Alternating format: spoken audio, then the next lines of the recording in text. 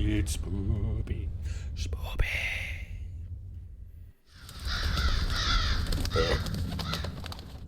The game kitchen. I see. CC enabled. Mysterious music. I don't think if I want CC. I thought it was just... Oh, closed captions. I think we need closed captions. If the game has subtitles, that's good enough. But closed captions? No thanks.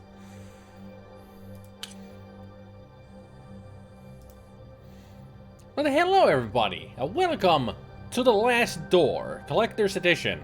An episodic game with the 4 episodes, I think? At least that's what I saw in where I got the, cover from, for, you know, behind the, chat. Moby Games, that's the place. This game series is awesome, 9 out of 10 Elder Gods voted that, so it must be true. Okay. If you say so, mister. Also, maybe I should lower this a little bit. You know, so a little bit right there. Since it's midway through October, it's gonna get a lot spookier here.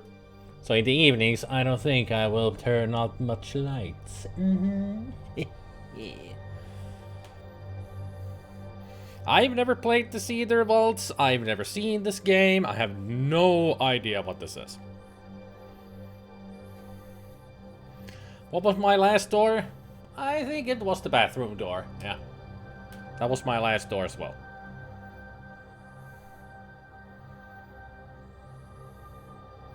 At least you won't get green screen issues. Very true. Because there is no... Well, the green screen is up. Although you don't see it. I just want to have it up because there might be lights from outside. And we don't need that.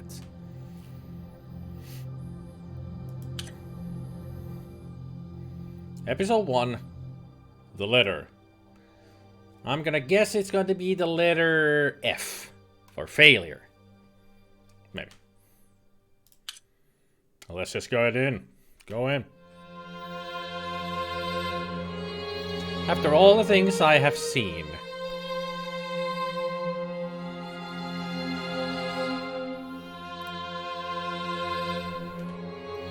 After all the things I have seen, okay?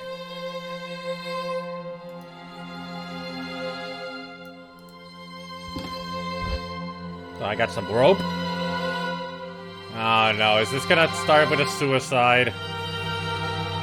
What a downer of a beginning if that's going to be the case. Starting off with the suicide. Awesome. The dyslexic font makes it a bit cartoonish though, but I understand why you use it. Gotta use it.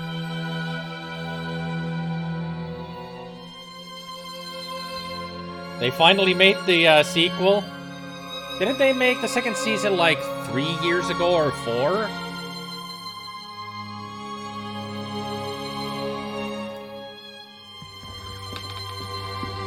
Yeah, a long time ago, yeah.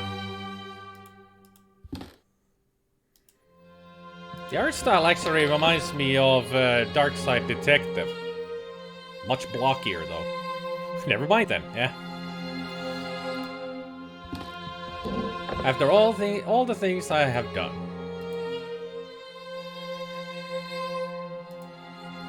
I cannot escape the course my life has taken.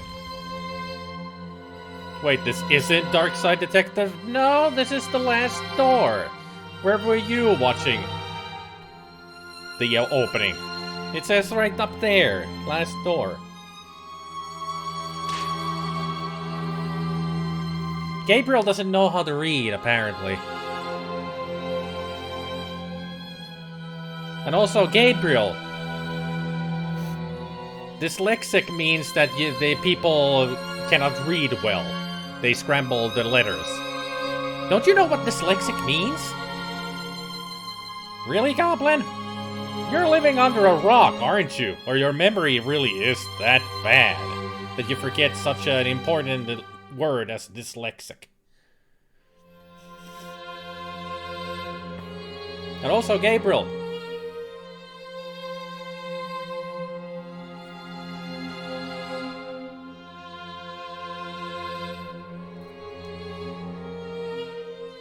How is a font dyslexic easier to read? When it's a complicated font, the dyslexic people cannot read it that well. So this is a much easier font for dyslexic people to read. And Gabriel.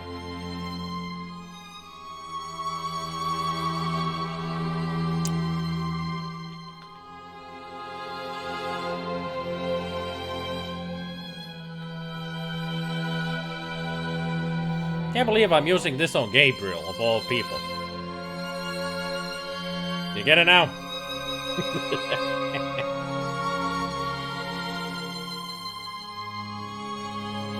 It's more like, you know, rounder fonts are easier for dyslexic people to read.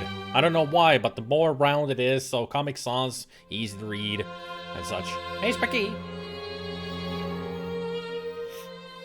So I guess Helvetica is a dyslexic font because it's easy to read, and hence the reason they use it on all road size. Makes sense.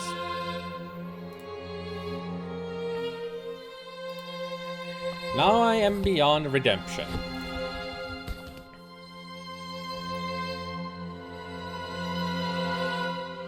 Can I not do this? I wouldn't want to start the game like this, but apparently it's making me do this. I just hope you can forgive me someday. Yours sincerely, Anthony Beechworth. So that's the letter, huh? Suicide message. Did we really need to see this?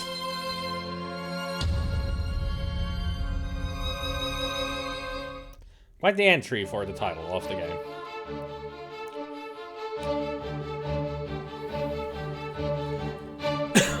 So, Spanish people. Excuse me. Anyway.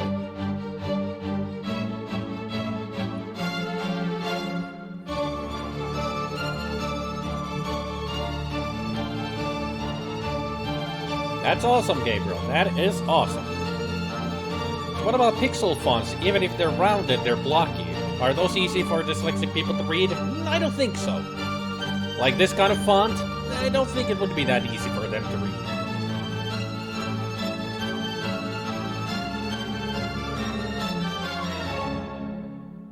But I'm only assuming. I wouldn't know. If Elisa was here, she would be able to tell us. 1891. Huh. 8 years before Red Dead Redemption 2.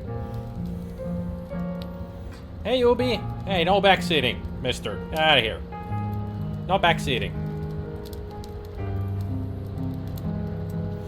I knew a dude who couldn't play the LucasArts games because he couldn't read the text, so probably, yeah. Makes sense if they cannot read it. So the blockier the text, the harder for dyslexic people to read it.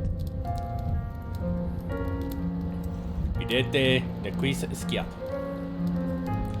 Whatever that means, I agree with him.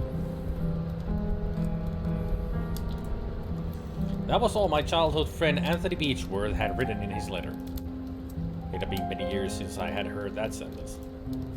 It was the motto of the science and philosophy group that we had secretly run as students, back when we were in that secluded boarding school in Scotland. But we had left it all behind, like mere childhood memories. That letter was unusual. It could only mean something awful must have happened. Something that must remain absolutely secret. I had to find out what was going on.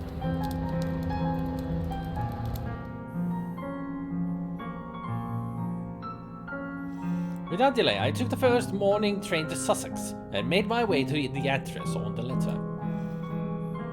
And there it was, the old house of Anthony's family, the Beechworth Manor. Nice top hat. Episode 1, The Letter.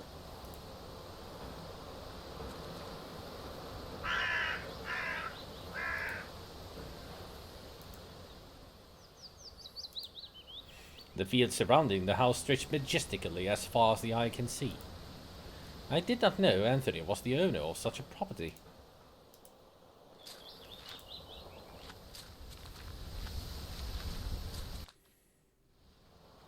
What the...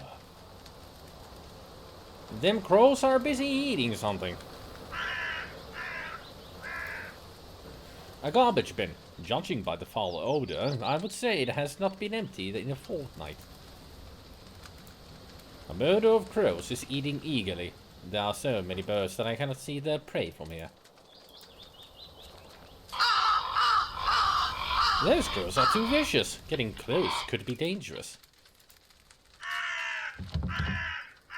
It's latched from the inside.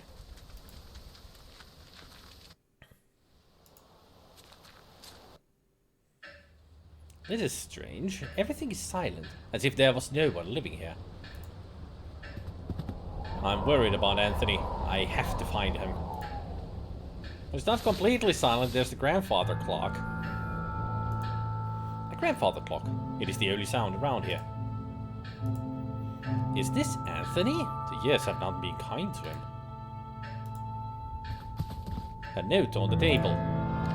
Dear Mr. Beechworth, due to recent events, the situation has become unbearable for us, and much to our regret, we have no other choice but to leave. We will remain forever grateful for all these years in your service. God bless you, Mr. and Mrs. Brewer. So his help has left as well. Just like he has left the building in a certain way. A cabinet with glasses and some liquor bottles. There's also a matchbox. These matches could come in useful. A machine that plays recorded music. I did not know that Anthony was such an enthusiast of new inventions. Yes, a gramophone. New invention in 1891. The game is a touch dark. Yeah, it is. Is it dark for me too? I mean, that's it. What you see is what I see. That's how dark the game is. I think a recording of sound or music can be played if an engraved cylinder or disc is inserted, but I see no such object in this device.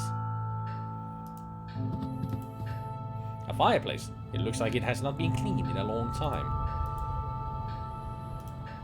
There is no need to do that. But I want to turn on the fire. That large window is wide open, letting the cold dusk air in. Can we close it? Okay, no reason to close it then.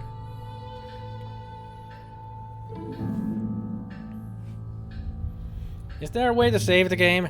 Do I press ESC? Yeah, okay. No saving. Auto saves? I'm assuming.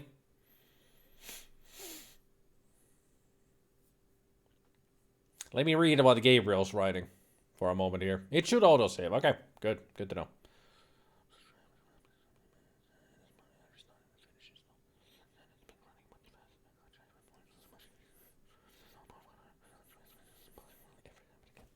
Awesome.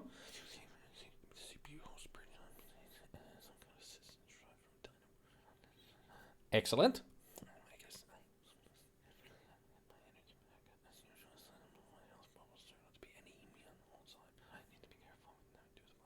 Yeah, you gotta be careful with those, yeah. But at least it's good to know then you found out at least the problem why you're so tired. Iron deficiency.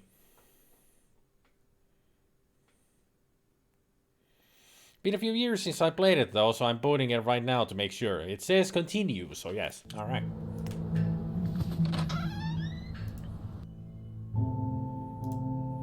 A seascape. There's a small boat struggling against the roaring waves. A rainy mountain landscape.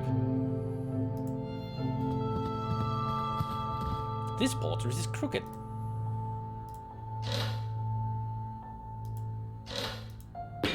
Oh. An old rosary. A cord of beads with a solid wooden crucifix. Interesting that it's hidden behind a painting. This painting depicts a deep, dark forest. My toe! My toe! A small plant brings some life to this place.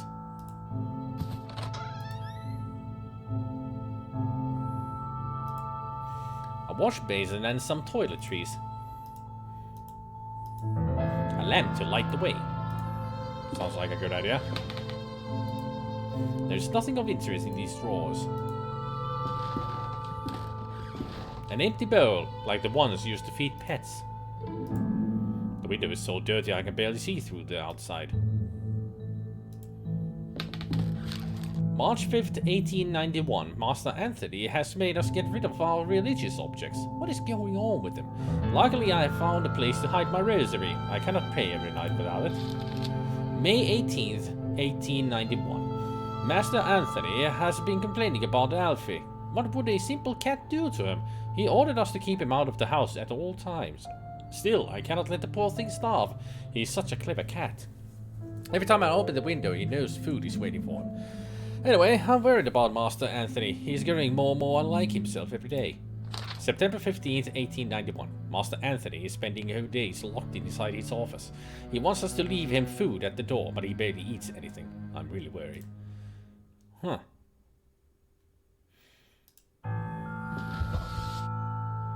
No kitty cat?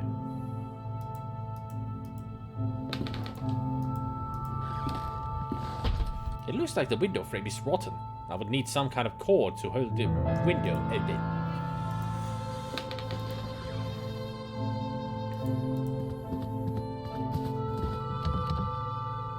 The door is locked. I should try and find the key to open it.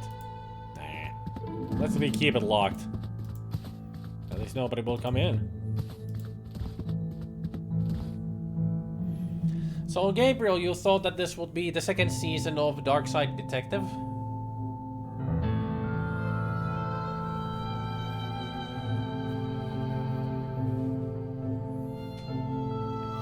No, it's not released yet.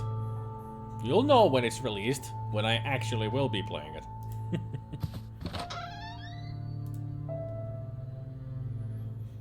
It should be released soon, though. Probably at least in December. This one is a bit more serious than Darkside, too. Eh? As far as I know about this game, it is a lot serious. A very serious, dark game. While Darkside Detective is a very light-hearted and funny game. I should play that again, shouldn't I? Darkside Detective. A variety of herbs and ingredients. The kitchen stove and cleaning cloth. It might come in handy. I'll take it. Plates and pans. A plate with some days old leftovers.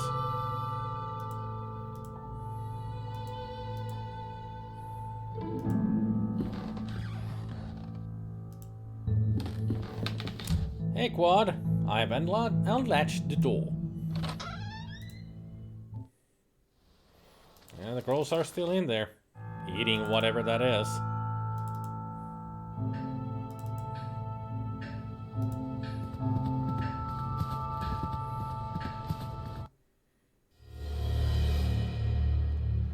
Well, speaking of dark... The door's stuck. It won't open.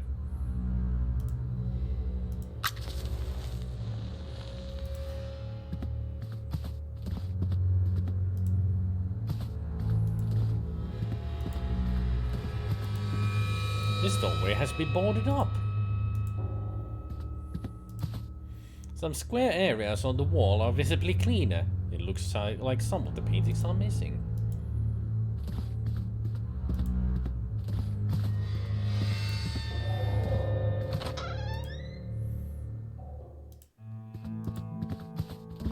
A silver key.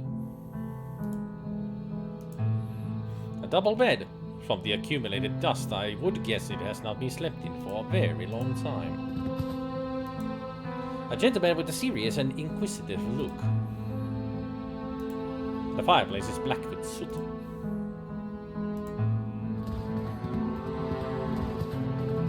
Some photographs and old daguerreotypes, mostly family portraits. This window leads to a balcony shared with the adjacent room. I cannot open the latch, it is stuck. Perhaps I could do so using a small tool. The key is too thick, I need something thinner to remove the latch.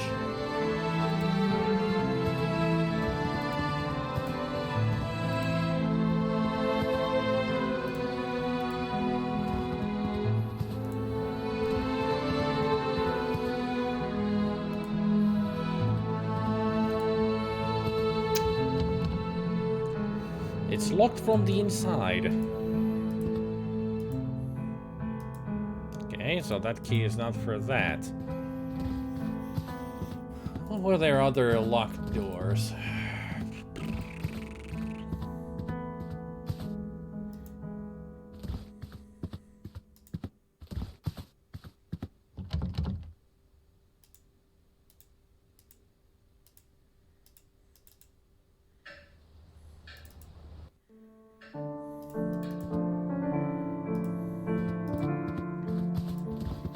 So, do you open this door?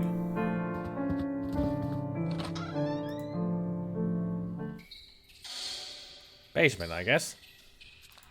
Or as in we are in the good old England, this is a cellar. I think this is slate disc record. The sleeve reads the Carnival of Venice. Hey there, Gildan. Is that a crowbar? As I did, was it iron crowbar? A small pile of firewood, twigs and chunks of dry bark. So we can start the fire if we want to. The boiler looks like it has been out of use for a long time.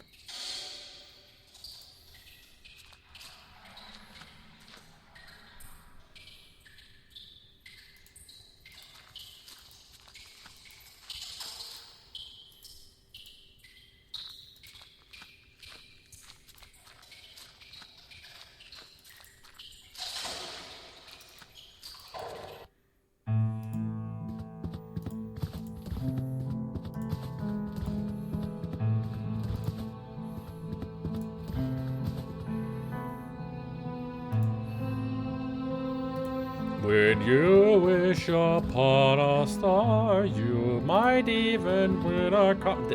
Is that how it goes? Hey, little wolf.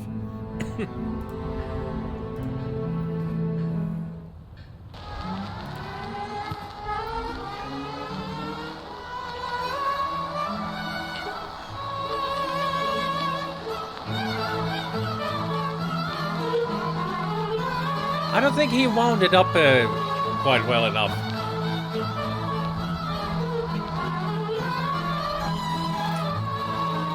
That is some old recording, even not this era. I've used a gramophone like that. It was like old play discs. Huh. It must be broken. I do not know how to make it stop. No, that would destroy the gramophone. Must be very expensive. The gramophone is in quite good condition. Pray for it to stop.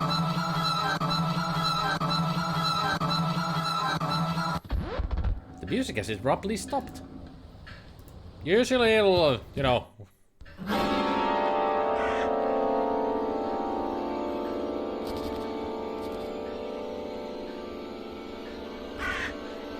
Well, I was wondering when the spooks in the game will start. And I guess here we are. I'll just be going now. You look for Alfred Hitchcock somewhere else.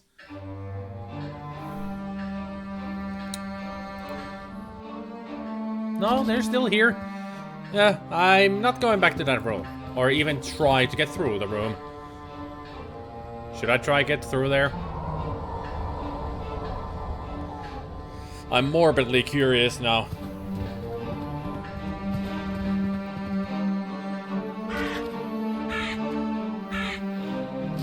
I'm having shooting stars and Celestine AC, so wishing marathon and thinking of where to put more Halloween decor.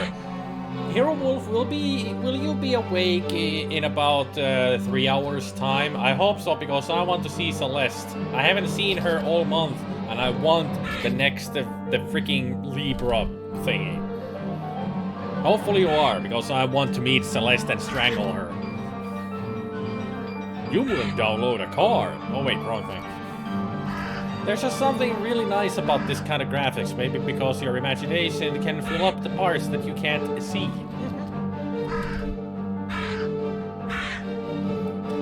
I saw a shooting star in the small hours this morning, but what I wished for wasn't a car. I have rest of the week sick leave, so I'm not in a hurry for bed. Okay. Hopefully get well soon. Imagine going into a room in your house and seeing dozens of ravens just sitting there staring at you. That would be horrifying. Definitely would be horrifying. You guys don't have a bunch of ravens inside? Me neither. That room reminds me of Resident Evil 0, if I remember correctly. In Resident Evil 0 was a room filled with crows. Crows were a thing since the beginning. I mean, there were crows in that art room in Resident Evil 1. So, they've been a thing since the beginning. They were especially annoying in Resident Evil 1. They were everywhere. But if you didn't bother them, they wouldn't attack you. But when they did attack you, it was annoying. Because they're so annoying to kill. Yeah, they turned to look at me, as I suspected.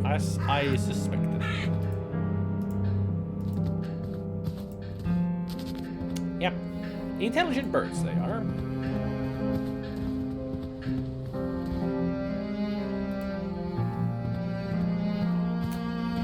I was contemplating to use some plushie points I've amassed to call for a tune, but then I realized it might be quite unknown for people here. Well, depends on the tune.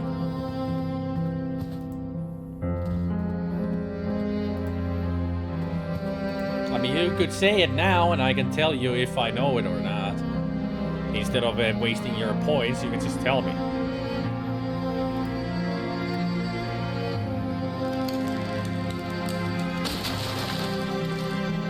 What angel wakes me from Final Fantasy 14? Yeah, I wouldn't know because I haven't played Final Fantasy since 13 and I never played 11 because I don't care about online gaming.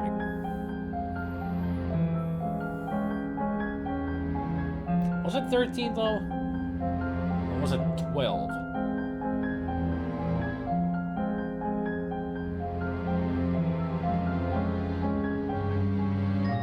Which one was the one with Vaughn and Balther, the Frey, the guilds and the rabbit people and Final Fantasy Tactics and stuff? Was that 12?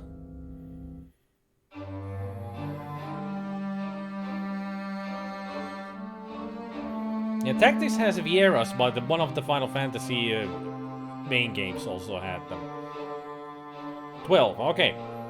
Because they also had the guild system from Tactics in that game, which was fun. The guild wasn't run by a Moogle, as it should be. So Moogles are also in 12.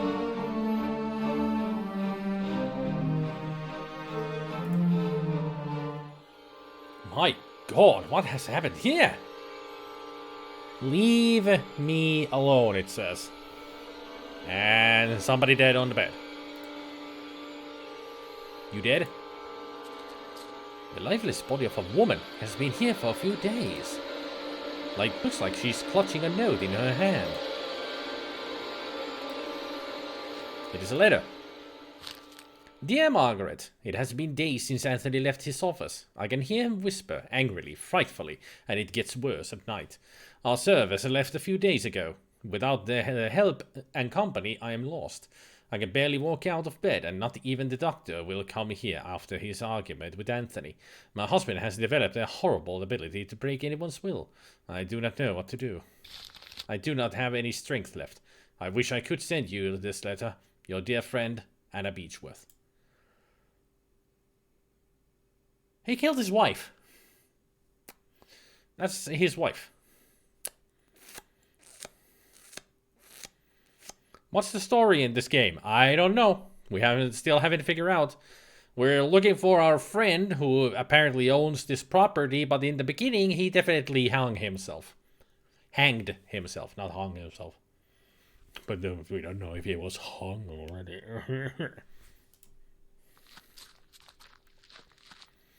A letter in a feeble handwriting.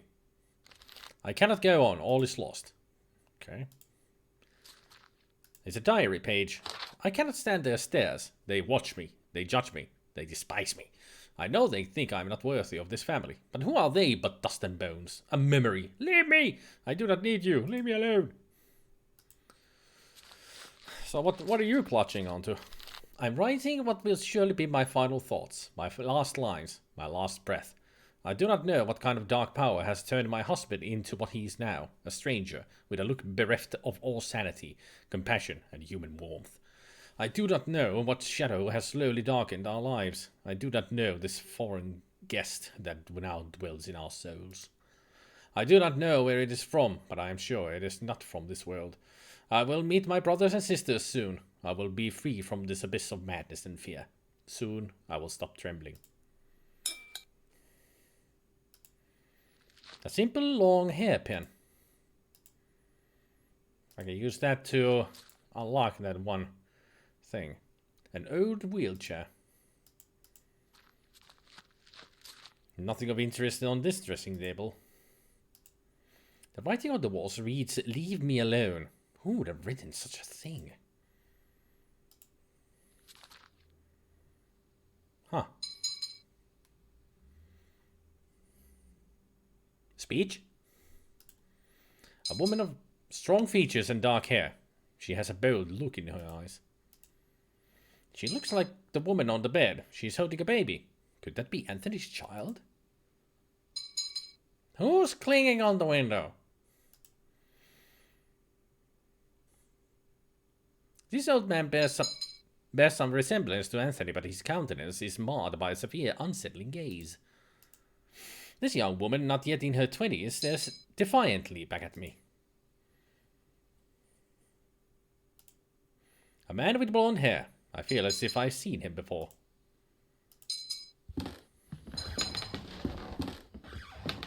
A portrait of Anthony standing beside a mounted wildcat or lynx. The paint looks fresher around the animal's head. There's a big raven perched outside the window, tapping on the glass with its beak. Ah, that explains it. That would just smear the fresh paint.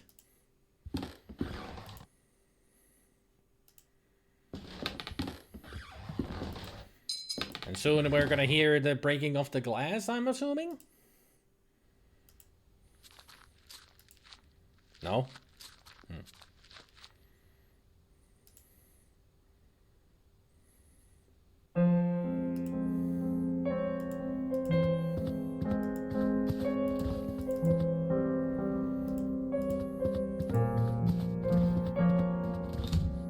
Using the hairpin, I managed to spring the latch with ease.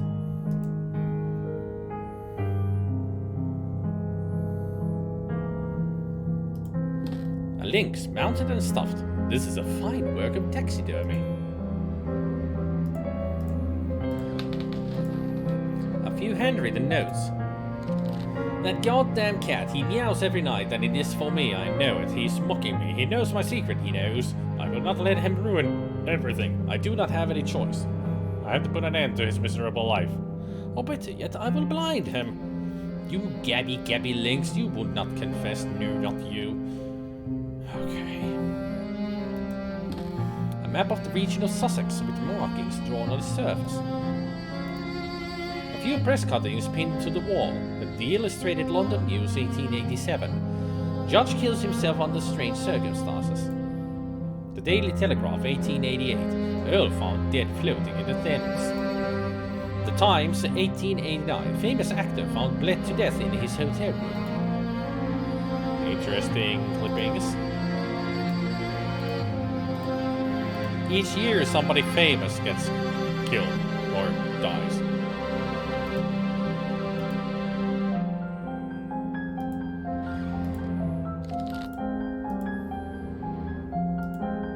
Some strange books written in a language unknown to me.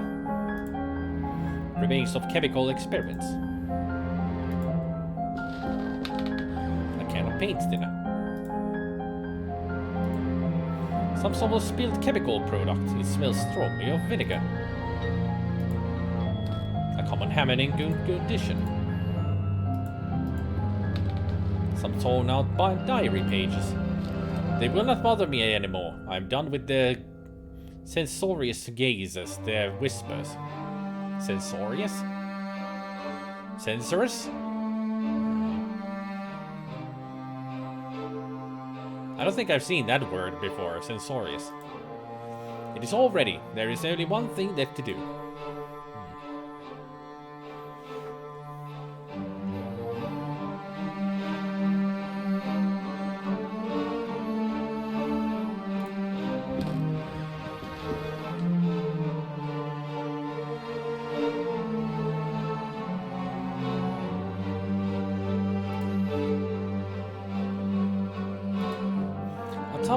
On top of the ladder, there is a trapdoor with a keyhole, reinforced with gold.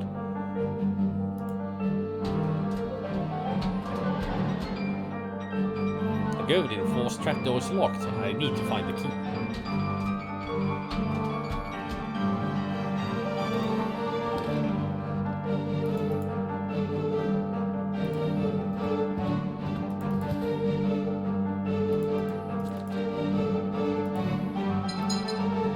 I cannot pour the thinner directly onto the canvas. It would remove every layer of paint, the fresh image as well as whatever originally lay beneath. I dampened the cloth with the paint thinner.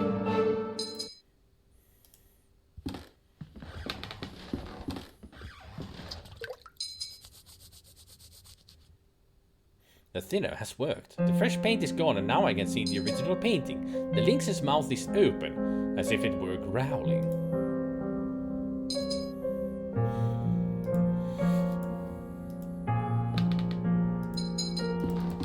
Let me guess, that opened the lynx's mouth in the room, huh?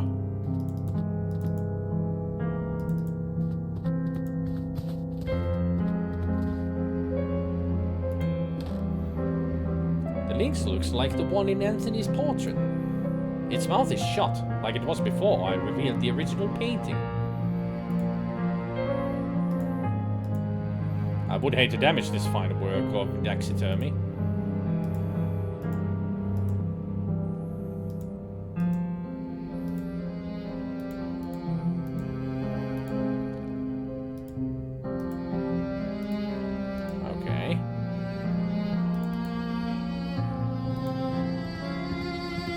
So it isn't working like things worked in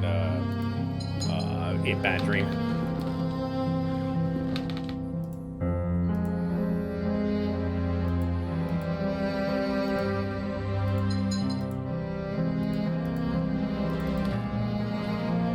So where do I need to use the hammer?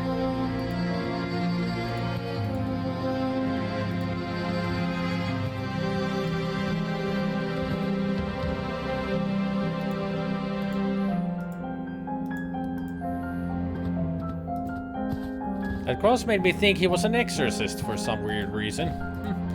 Well, we found the rosary beads in the building, so he didn't come with it.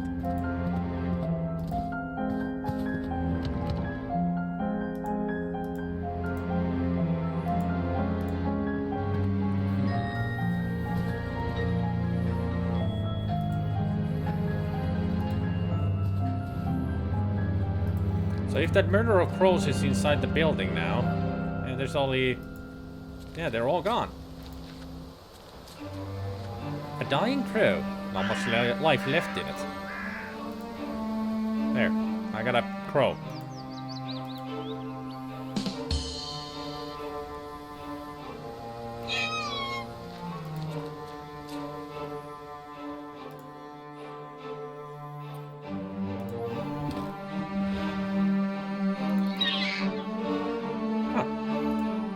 Curtains are drawn.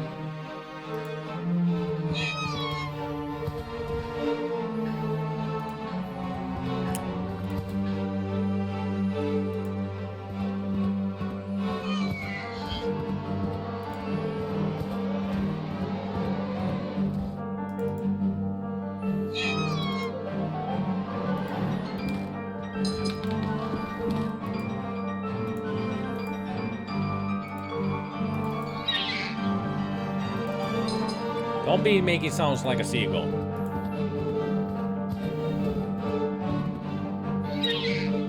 I said don't be.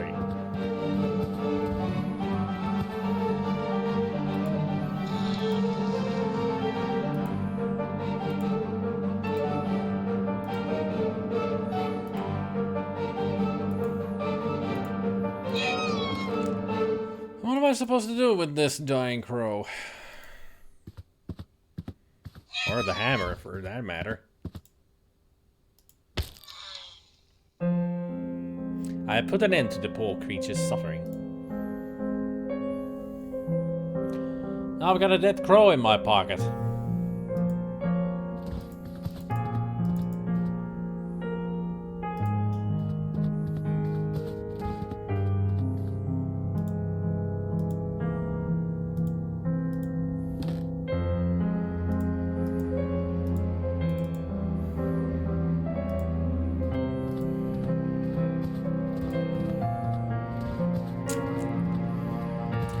It's a fascinating game.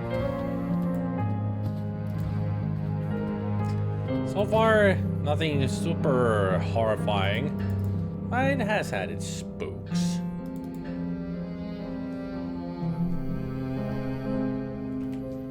Right now, it's more like just wandering around and doing stuff.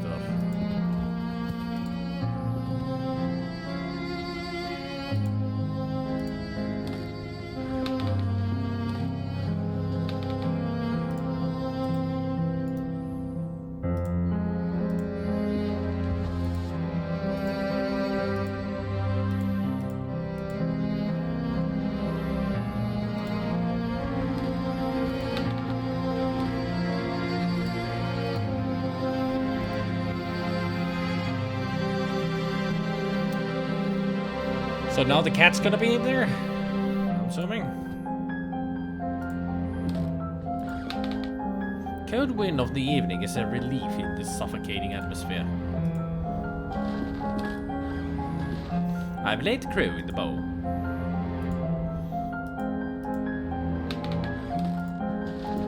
What did I do?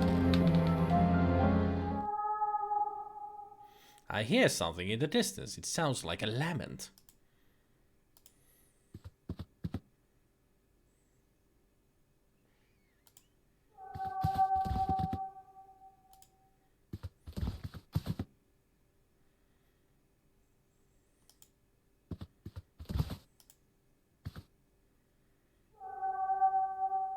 Where is that coming from?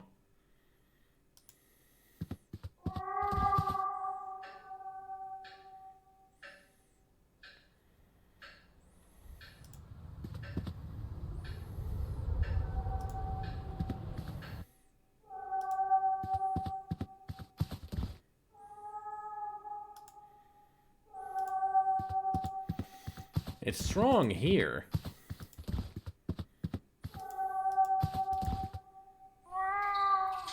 Sound is louder down here. That's a cat, all right.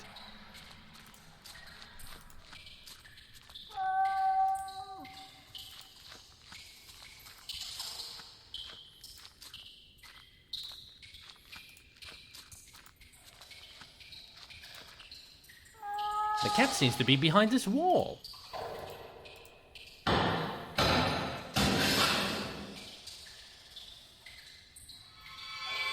The black cat is staring at me. But wait, its eyes are missing. Good lord, it almost ripped my eyes out. It has run away into the dark. There is an open chest with a dark cloak, a mask, and a knife. This knife could be useful. There's nothing else useful here. At least the cat was still alive.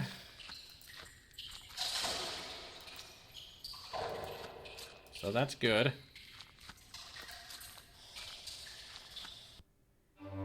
I hope the cat is now eating some lunch. Where did the crow go? Where do you think? There's a tiny dark hole in the wall.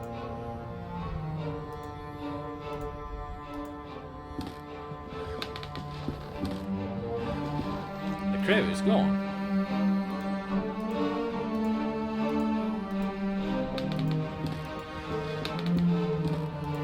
Well,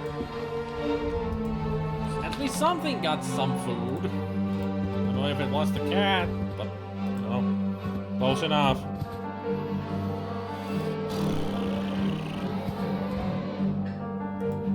Unnerving of a game. Pretty much got the same kind of atmosphere that the Bad Dream games had. So, perfect Spooktober game, yeah?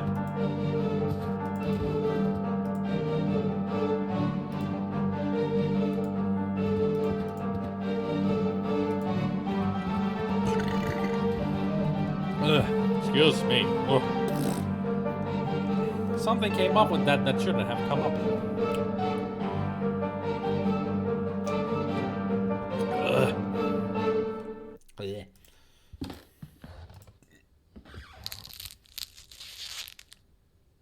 I managed to get the lynx's mouth open. There's a golden key inside. I knew it.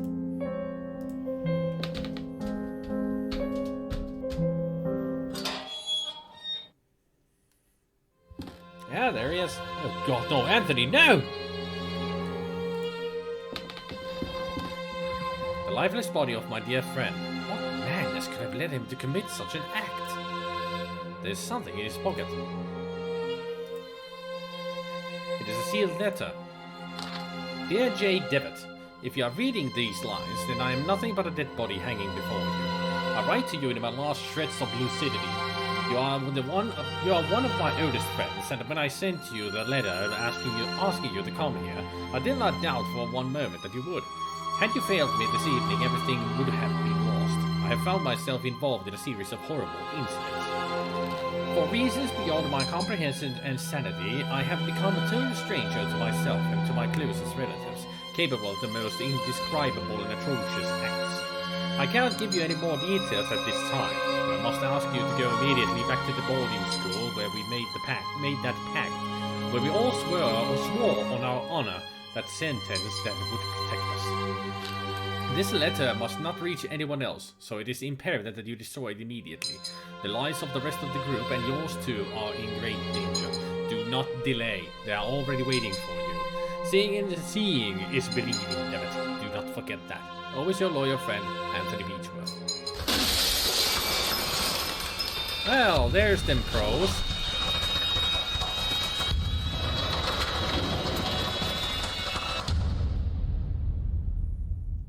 Well, crows there's some more lunch and dinner and everything.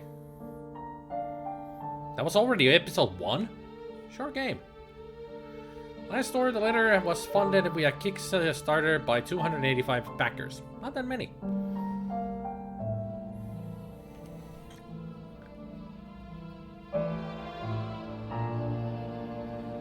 Episode 1 is just the intro. Now it really begins. I'm ready.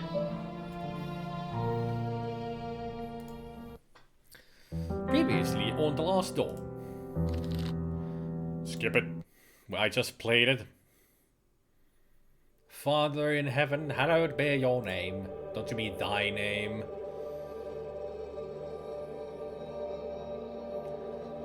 Just a few crosses.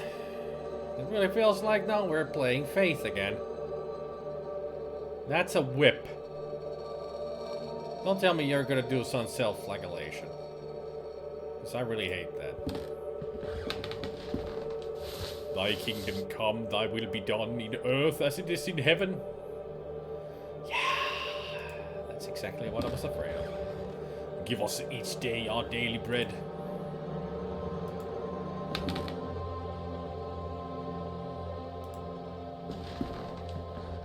Forgive us our sins, for we ourselves can forgive our debtors.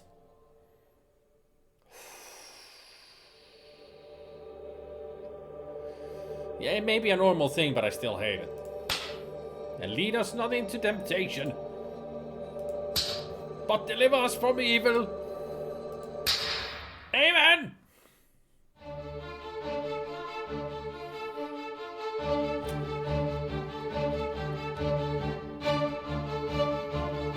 Amen indeed.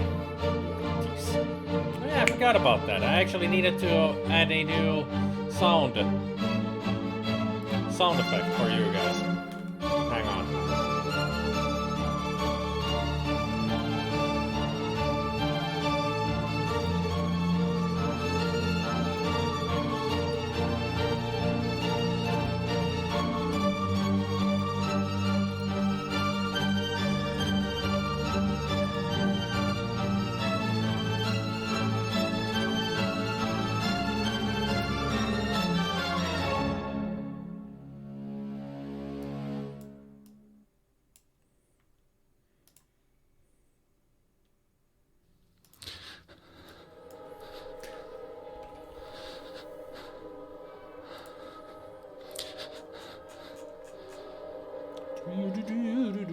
I'll get back to you soon, game.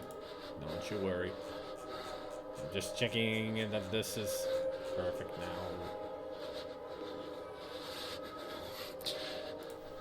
Alright. Oh, yes. That's what she said. No, wait, she said, ah, man. I was just gonna ask for the Mortis sound. You mean this? Mortis.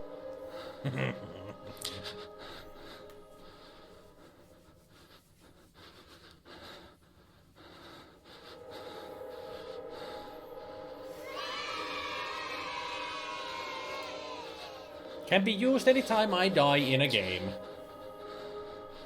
That's what I want it to be used for. When I die or something dies in a game. Mostly my own death. Now tell me, where are you? What do you see?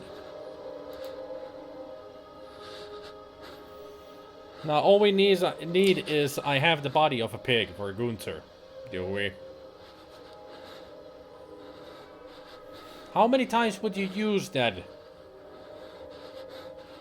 I would assume 0 times, because Gunther doesn't appear that many times on the screen.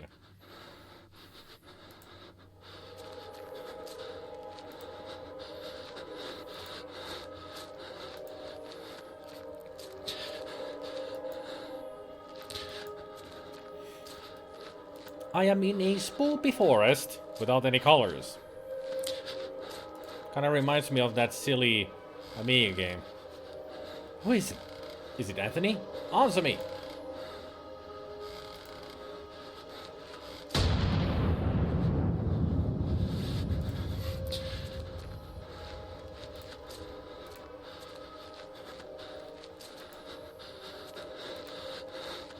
You are really obsessed with Goon. Never mind. Fine game, fine. Goblin can do whatever he likes to, you know, praise Gunther. Our lord and pig. What is she doing? Get close to her. Get close to Anna. I don't wanna. Anna.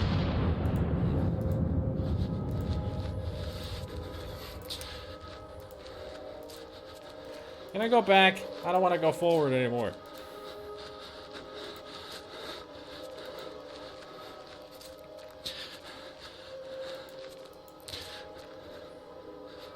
When I count to 3, you will wake up. 1.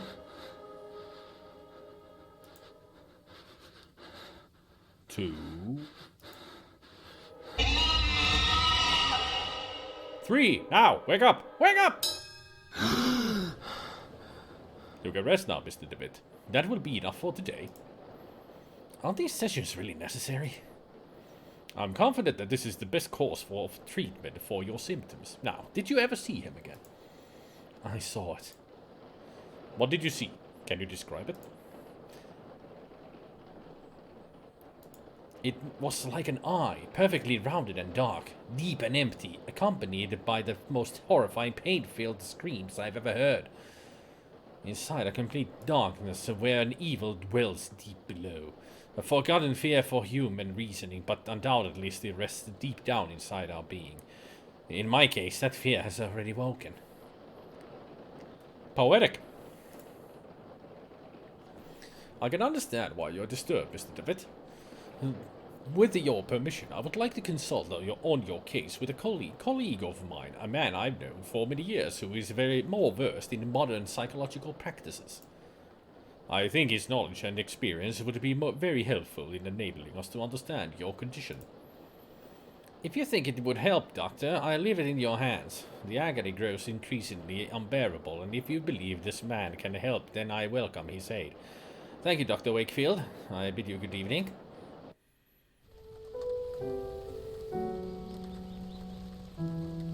Anthony, my friend, what really happened to you? How could you have let your wife Anna die so awfully? These doubts consume my soul. I hardly remember the time we spent together as schoolmates. I confess that beyond your enduring friendship, I can recall little of those years. Were your words a result of an increasing loss of sanity? In your letter, you wrote that someone awaits me. A warning to warn me from a genuine danger, or merely the ravings of a brilliant mind addled by insanity. Something stirs uneasily within my heart. I will not rest easily again until I go back to that boarding school and find out what secrets may lie within. ... Farewell, Mr. and Mrs. Beechworth. Rest now in peace. Wonder what happened to the baby? I'm singing in the rain. I'm seated by the fire. What a glorious feeling, I'm sleepy again.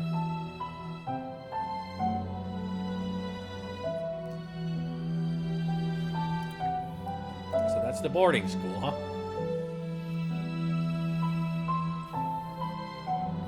Episode 2, Memories. Memories! All I've got are just memories. If only a Call of Cthulhu game could be like this. An old, quite damaged mailbox. There's a postcard inside the mailbox. Dear Matthew, it has been several months and still I have heard no news from you. My brothers insist that you have abandoned me, but I am sure you remain true. I know that you would never do that to me, for I know your heart and the honesty of your eyes. I got this address from a hospital in London, and pray that it reaches you safely. If that is the case, I want you to know that I will be always waiting for you. Forever yours, Juliet Holloway. There's nothing else inside the mailbox. He's a very dapper dresser. Hey, Saradak. The Angel Gabriel, the school's emblem. I remember it being very pristine, but it looks neglected and dirty now. Hey, Gabriel, you're in the game. Like they say, there's no sound as wonderful as the sound of a baby laughing, unless it's 3 a.m. and you don't have a baby. Then it's the most terrifying sound. A stone eagle lies on the floor. It appears to have broken off of the fountain.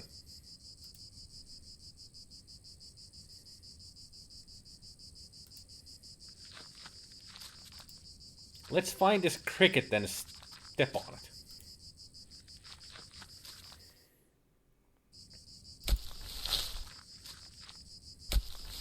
Somebody digging? Yeah. Groundskeeper? Good evening. I'll be alright, the turnstiles out, the painted, a good evening. My name is David. I did not know there was a graveyard here. My pleasure, Mr. David. I'm Frank Baldwin. No, not ask me why, but Monsignor specifically ordered to bury the corpses here. Yeah, groundskeeper Willie. Why? Did he order to bury corpses here? Why? I do not understand. What is there to understand, Mr. David? God has forsaken this place. Ah, don't you know? We take care of patients. I am an old alumnus. I used to attend the school. It has been a long time since this is not a boarding school anymore. The building is now used as a nursing home run by nuns. A former student, eh? I never heard anybody in the village speak fondly of the school. They say it closed overnight, though nobody knows why. Not a lot was known about it. Excuse the interruption, Mr. Baldwin. I'll leave you with your work. Have a nice evening, alumnus David. A locked wood coffin, badly finished. It seems that whoever made it was in a bit rushed to finish.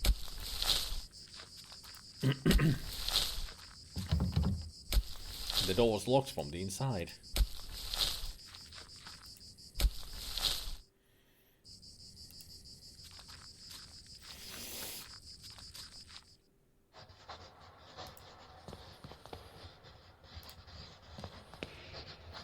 Pardon, excuse me, sister. Good evening, sister. Good evening, I'm Mother Elizabeth. What brings you here, Mr. David? I'm a former student of this boarding school. As you can see, Mr. Devitt, this stopped being an academic institution a long time ago, and is now exclusively dedicated to prayer and the well-being of the patients under our care. I see. Even so, may I please speak to Mr. Devitt? I'm afraid that we are too busy to start wasting time talking about past issues. In addition, there is little to say. We sisters arrived after the boarding school had closed down. Everybody but Monsignor, of course. Monsignor? Exactly. But you didn't answer my question. Why have you come to this place, Mr. Devitt?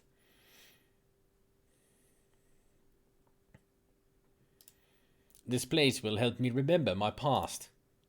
If you have memory problems, I would recommend you to visit a doctor immediately and don't waste your time here. I guess that it would be a good idea to visit this place again and perceive the passage of time. Perceive the passage of time? What are you talking about? To be honest, I prefer not to talk about it. I couldn't tell you why this place is so important for me, but it is. A lot. Well, I appreciate your honesty, Mr. Devitt. I'll allow you to stay around here. I hope I won't regret my decision. Don't worry, Mother. Thank you.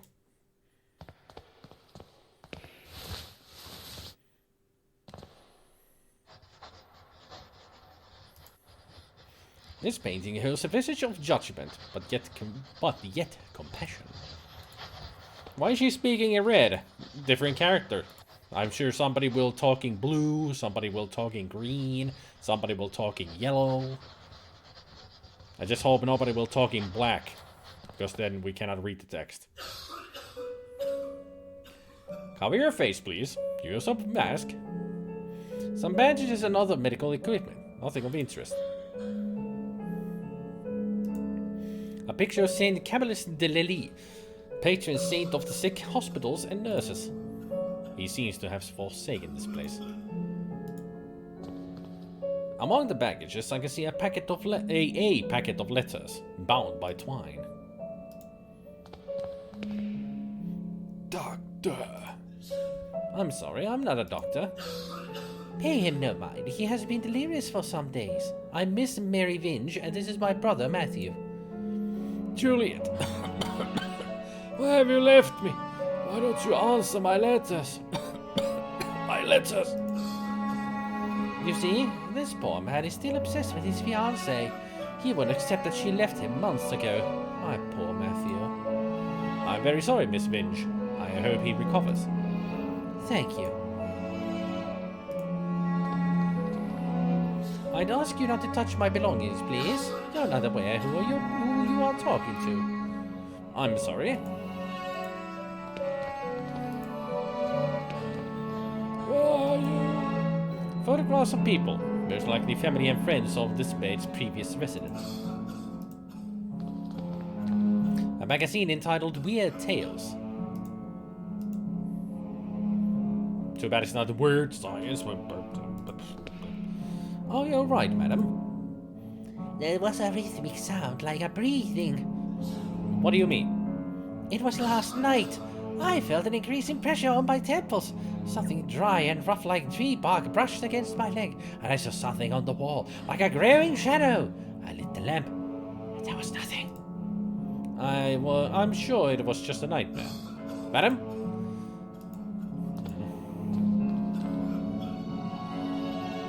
A Lovecraft reference. Ah, yes. Sleep paralysis, got it. Seems to be the case with her. He is quite a pale young boy. He is asleep. There are several crucifixes altogether at the headboard of this bed. Why?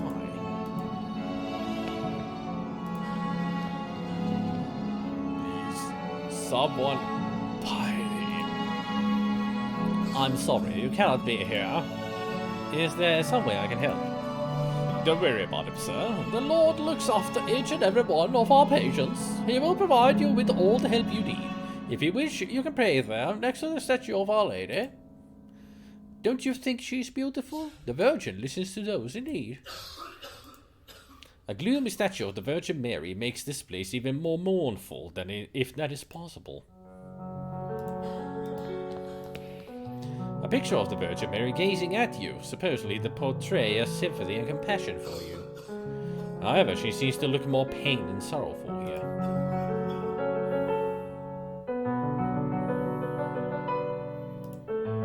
Party!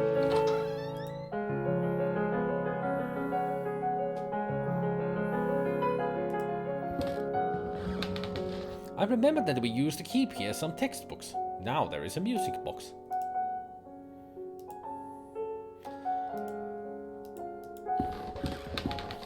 Dear brother, I have received your letter and I'll try to write you more frequently. I hope you are studying a lot and you feel comfortable there. We miss you a lot. When are you coming back? Father is in bed with fever and do not feel very well, but I am on medication. Today is my birthday and I'm feeling blue. Dabba-dibba-di-di. It is a quiet and boring Sunday at the village. Mom isn't going to cook a lemon cake like those grandma used to make. I wish we could eat it together. Write back soon. I'm looking forward to knowing how you are doing. What are you learning? How is Scotland and so on? A big hug. I think about you a lot. Your dear sister.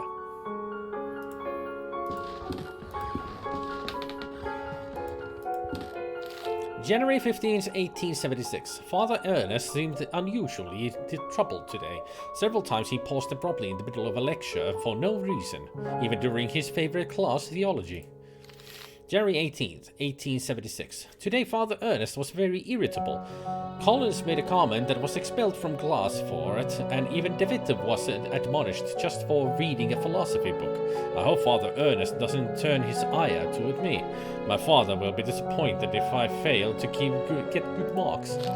January 21st, 1876. It was very disconcerting to see Father Ernest entering class so pale and sweaty. In the middle of his lecture he stumbled, dazed, and had to sit. January 22nd, 1876. Father Eugene taught our theology class today, even though he doesn't know the subject matter as well as Father Ernest. When we asked him what had happened to Father Ernest, Father Eugene told us he had taken ill. What worries me is that now Father Eugene is also starting to look unwell. February 20th, 1876. It has been a month since we last saw Father Ernest. We are told that he is still sick, but if he is so ill, then why hasn't a physician come to treat him? My studies are flagging, but I have taken it upon myself to read on my own. I hope this helps, as I must succeed in spite of the problems happening around us. February 23rd, 1876. It was announced this morning that the school is to close. None of us know why, and we cannot get a straight answer from the faculty. They each dodged the question, and I'm starting to think they may not know what the answer themselves. Their anxiety is palpable, though they try to hide it behind a calm face. But what about Father Ernest? I hear he alone is to remain after we vacate the premises. There's a picture in the diary. It is the photograph of my graduating class. I see myself, Father Ernest, and Anthony. I do not remember the names of the others. One face has been completely scratched out. The books on these shelves are old and musty. Theology is the dominant subject.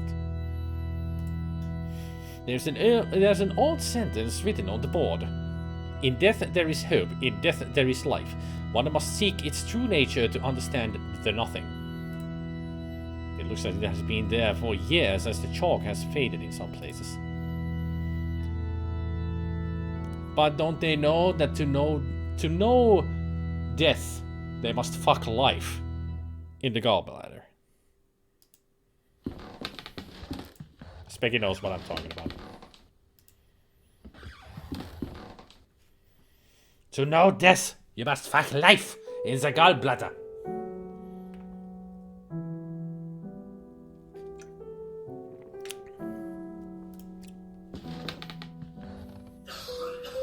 Like I said, Specky knows what I'm talking about. I unlocked the door.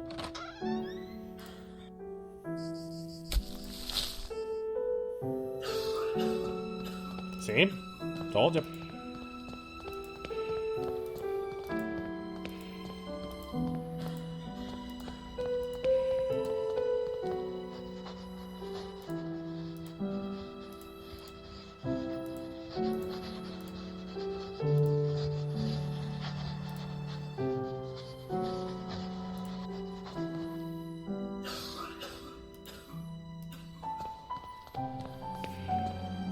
Mr. Finch, I think this letter is addressed to you.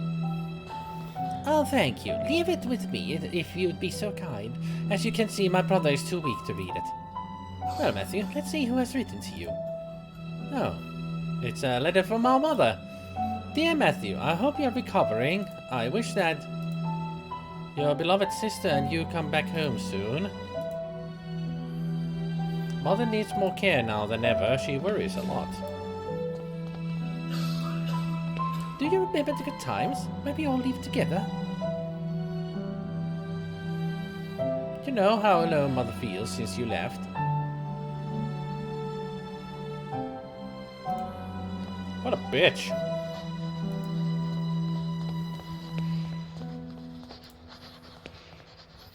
Mr. DeWitt, you're not allowed to go in there.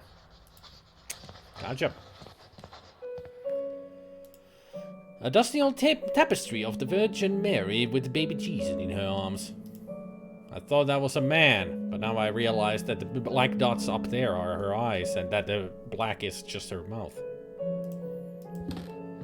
And that is the greatest baby Jesus I've ever seen. A worn out and faded tapestry of Jesus Christ.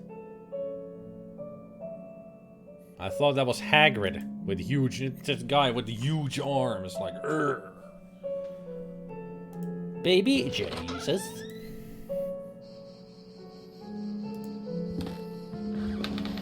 Good evening, sister. Sister? All this suffering, all these tears, all our prayers unanswered. What do you mean, sister? All these years entrusted to the Lord, praying, looking for a sign, for something that can give me strength. Every day I hear them cry, pray, scream, and die. And what for? Where are you, Lord? Why don't you answer me? The Lord works in mysterious ways, sister. Certainly, yes. But I don't ask for much, just something to go on. A path to follow. I can't go on. Not like this. Excuse me, sir. On the upper shelf of the antique cupboard, a well-worn Bible and rosary beads gather dust. A syringe next to a flask with a label that reads morphine. So I guess the sister is high on morphine. An old mirror that hardly reflects. One of the humble beds where the nuns sleep.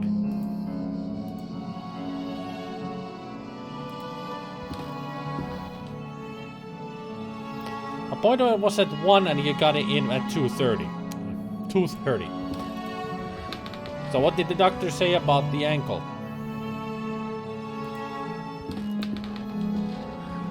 Another tapestry, though I remember from my school days the student dormitory was here.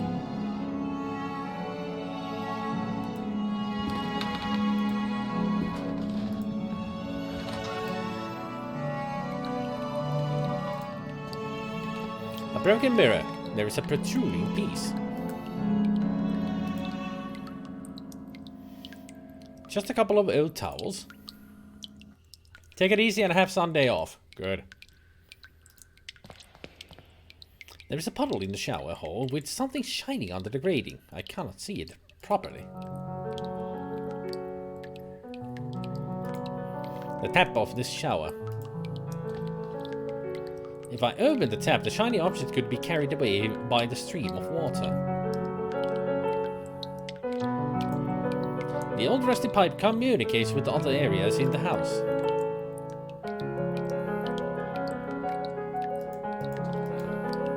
The showers, old, rusty and poorly maintained.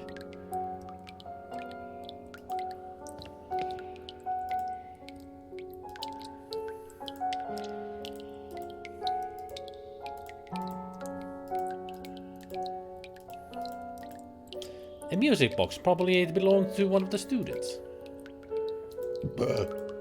Shards of a broken mirror. Or just a shard. The mirror chunk is sharp, but too weak to cut the tapestry. It might break. The stone ornament is not sharp enough to help me cut this.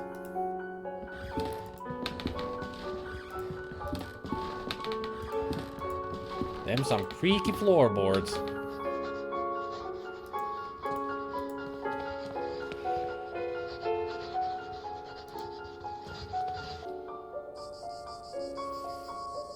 Which movie was that?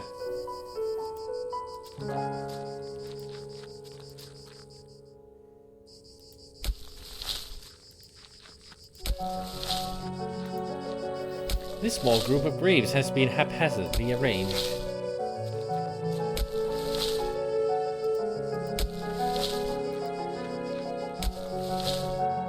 A beach.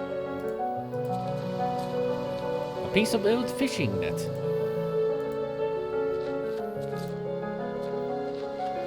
Many years adrift have perfectly smoothed this flotsam into a small log.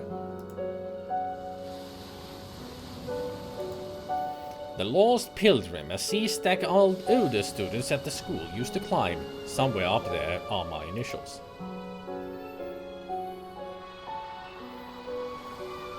Hei Josh! Majuri Maantieltä. En oo tainnut sitä nähdä ikinä. Mä oon kyllä moni Masaniemi-leffoja nähnyt, noita vanhoja suomalaisia, mutta en kyllä Majuri Maantieltä, en oo sitä tainnut nähdä. Mut niitä on muutenkin miljoonia. Such a hauntingly beautiful game, it is. And a haunting game as well.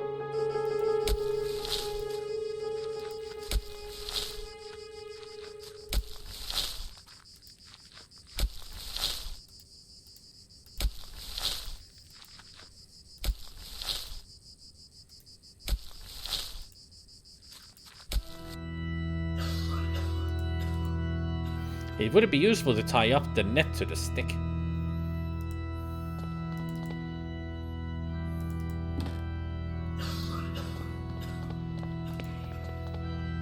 Please, someone pie tea.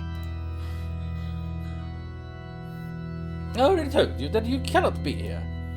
But don't worry about it, sir. The Lord looks after each and every one of our patients. He will provide with all the help you need. If you wish, you can pray there next to the statue of Our Lady. Virtue listens to those in need. What if I don't want to pray? What if I don't believe? Maybe I'm agnostic. Maybe I'm an atheist. Maybe I'm a Muslim. The poor woman has fallen into an uneasy, fitful sleep. Yeah, it's gotta be sleep paralysis. Maybe you're a Unaki. Please don't eat me. Some bandages and other medical equipment. Nothing of interest. No scalpels? Maybe that's a good idea. The picture of the Saint Camille is still...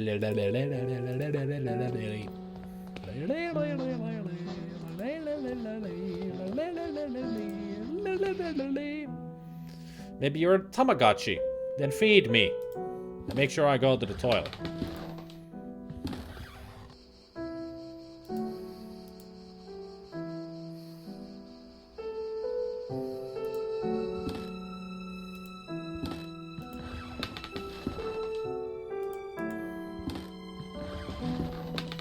This wooden stick is not sharp enough to cut the tapestry. The net has no use here.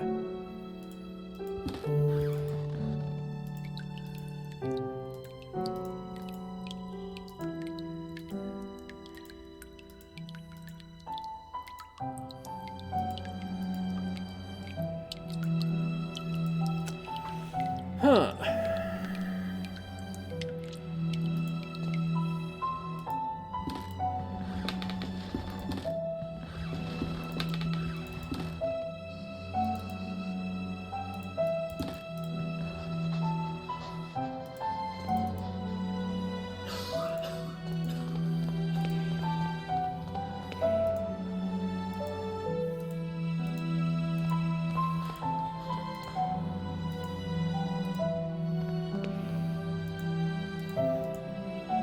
Stake through the heart. Oh, okay. Mirror?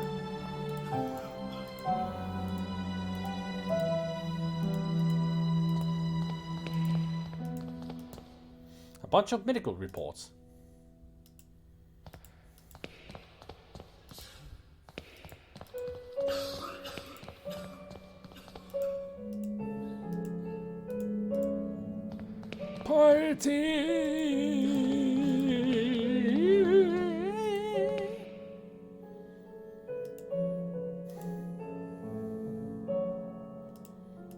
I'm not really sure what I need to do next.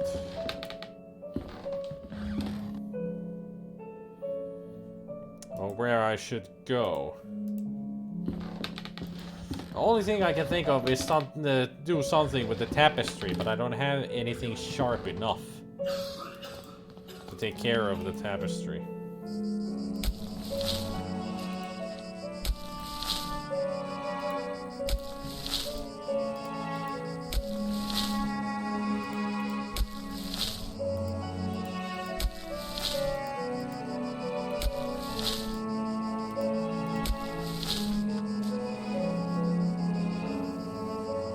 Excuse the interruption, Mr. Baldwin. I'll leave you with your work. Have a nice evening, Alumnus Divot.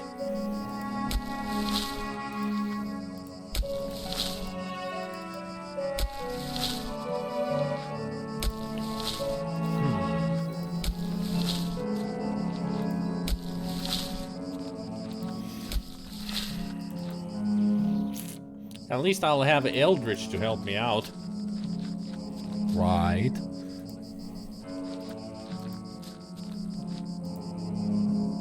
Yes, this is season 1. Yeah, this first puzzle is a bit dumb. Okay, one of those.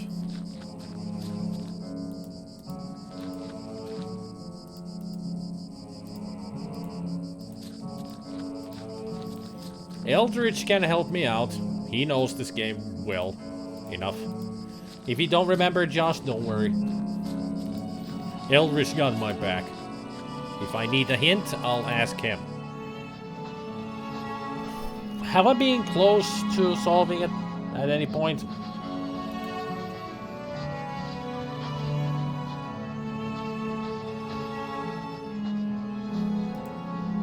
My coat. You've interacted with the right stuff once. Oh yeah, I also gotta figure out how to get that shiny object from the shower. Do you take care... Did you say that you cared for patients? Of course, Mr. Divot. We tend to both the physical and spiritual needs of those in our care. Did you say that Monsignor already lived here when this venue still was a boarding school? Indeed. He still was priest and professor before he came Monsignor and started to lead this place. Who is Mr. Baldwin? Monsignor instructed me to take him on as caretaker. Many of the sisters find him a bit strange, but he performs his work well and complains little. Mother Elizabeth, Mr. Baldwin told me that lately a lot of patients are dying. What is happening? Sadly, the Lord is taking many of these unfortunate souls. These poor unfortunate souls! I'm just imagining her being Ursula now. Could I talk to Monsignor? I'm afraid that's impossible. Monsignor has left strict instructions that he not to be disturbed, not even by any of the sisters. Thank you, Mother. I'll leave you with your duties. Apparently, yeah, when this was a boarding school, he did attend this place. That's why we're here. Apparently, something important.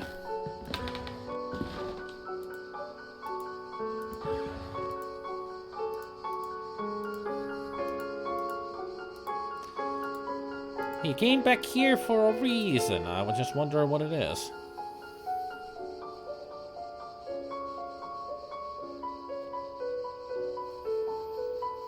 Hey there, Ossicle. Sister? Please, I just want to be alone. Okay.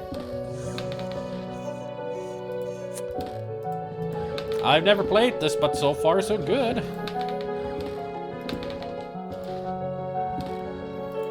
Well, it was morphine, Josh. That was on the table. A syringe and morphine. It's not modern day either. Yeah, this is 1891 when this is happening.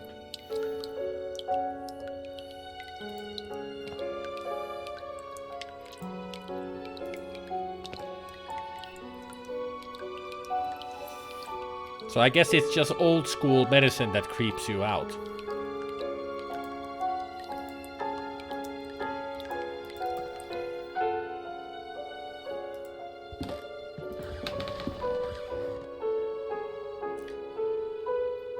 Eldritch.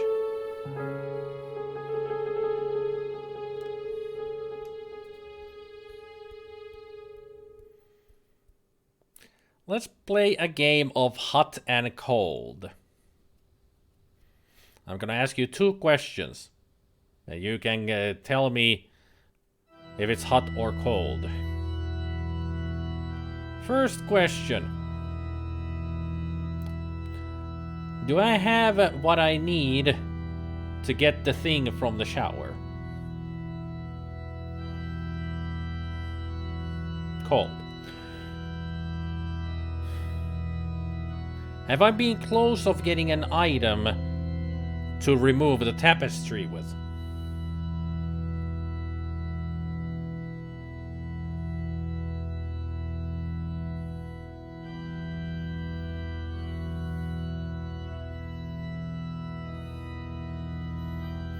Do I have the item that I can use to get rid of the tapestry?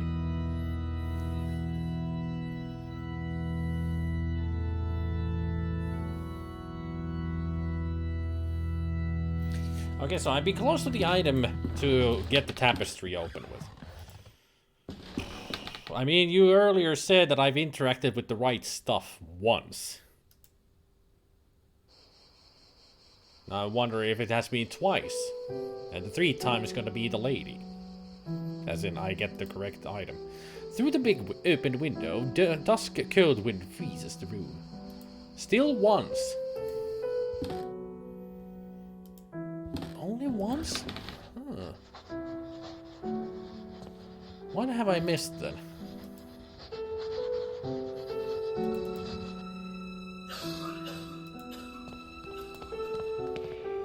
Oh. Now I could take the pile of letters. Okay. All these unopened letters are addressed to Juliet from Matthew. Why would his sister keep them?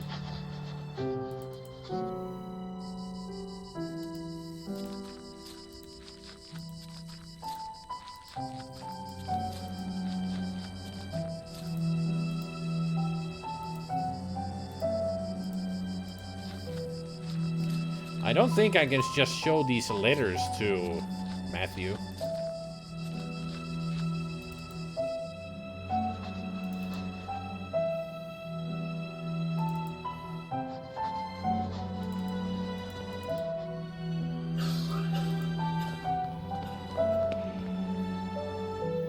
My letters! All the letters I wrote to dear Juliet! You never posted them! But why, Mary? Why would you do such a thing?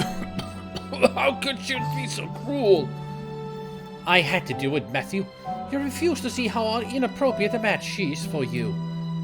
Her only interest is in marrying someone of your status, of our family status.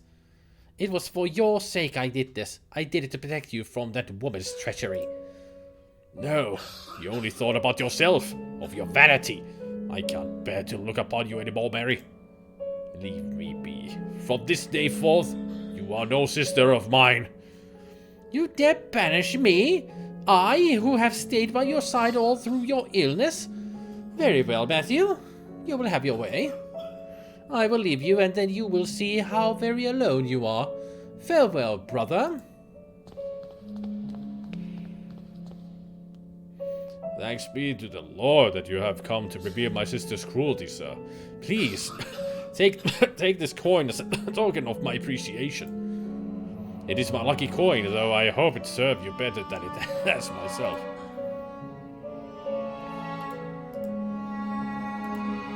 I hope it brings me better luck than to Mr. Finch. Cool. No, Saradag, no. This is a totally different series.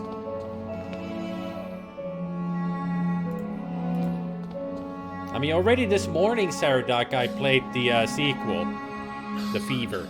I started playing it today in the morning because I played the Coma through like in 45 minutes. So I decided to start Fever right away. This is why this puzzle was dumb. You interact and think you're done when you're not. You're now though. Okay. So that was the thing I was missing, just interacting with the letters again.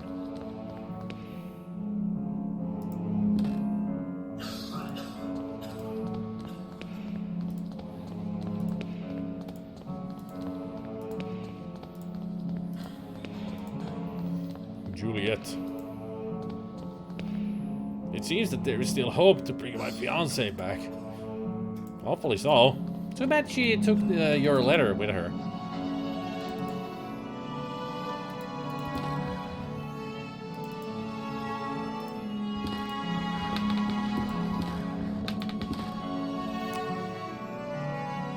When I first saw this picture, it looks like the round aura here, then Jesus' head.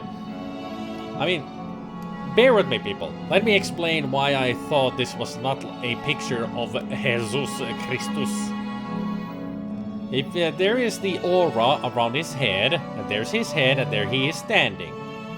What?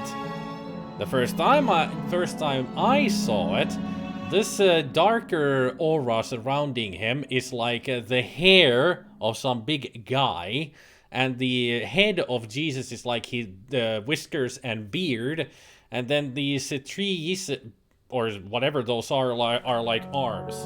So it looks like a big brawly dude just standing there like. Urgh. That's what I saw first, but now that I look at it more closely, I can tell that there's Jesus. That's why I called it a Hagrid. Because I'm a wizard.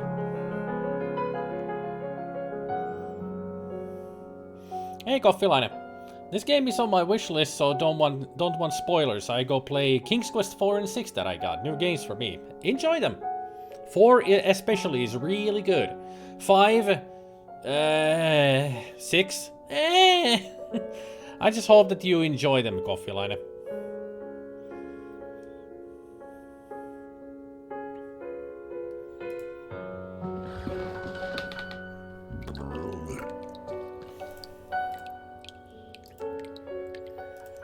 Okay, cannot use it here, so... The coin is not sharp enough to cut the tapestry.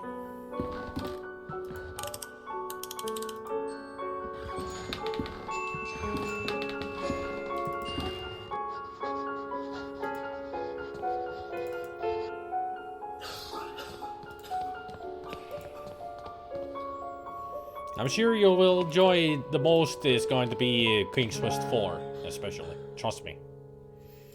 Of all those 3 games, it's the best one.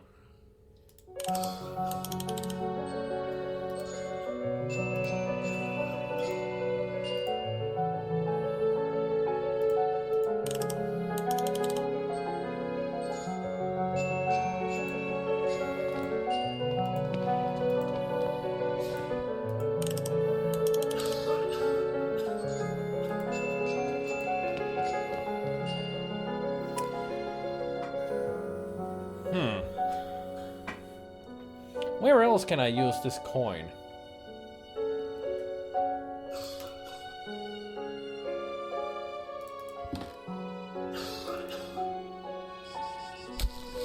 I've got the net, I got that.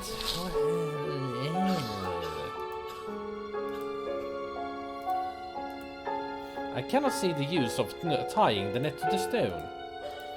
I cannot see the sense of covering the music box with the net. Would it be useful to tie up the net to the stick?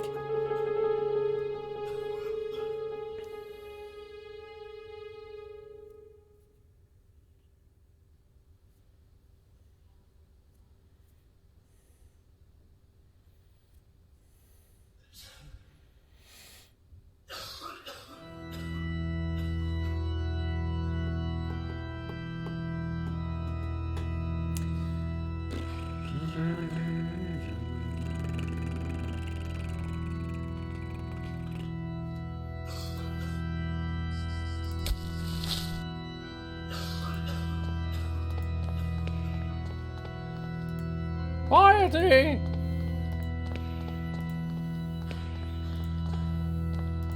Juliet.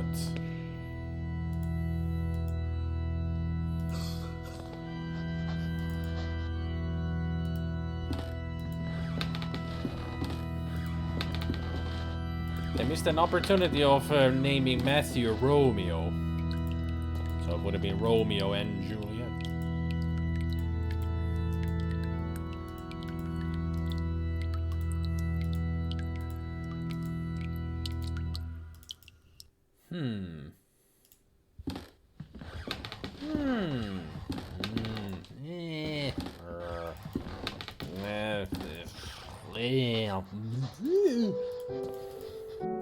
So many ideas going through my head, but I'm not sure if any of them are good enough.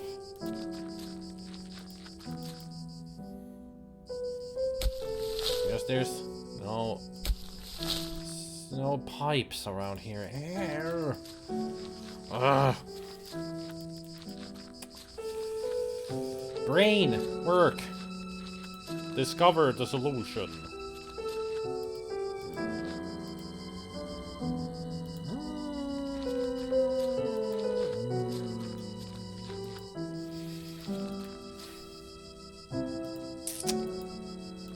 Why do I even need this stone ornament? Maybe there's still something on the beach that I missed?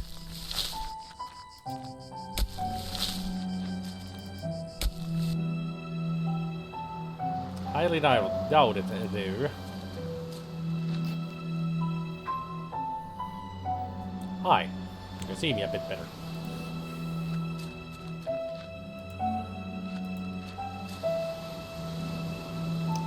Oh, there ain't nothing here. Other than nicely done animation. The cliff somehow looks very inviting. I wonder how many poor souls have jumped from it. I'll count the crosses here. Or ask Baldwin how many of them. This is the second episode. I've always just started playing this game.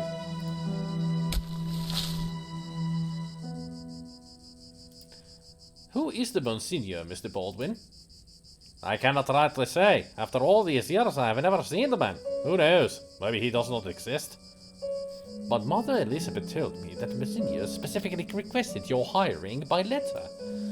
I'm flattered my reputation precedes me, but I still cannot tell you anything else about the man. Thank you very much for your time, Mr. Baldwin. Have a nice evening. Have a nice evening, alumnus David. I guess Ossikal's looking for a walkthrough or something.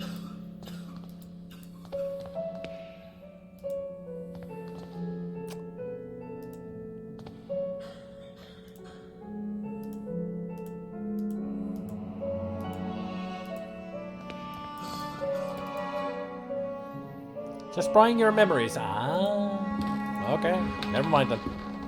Never mind.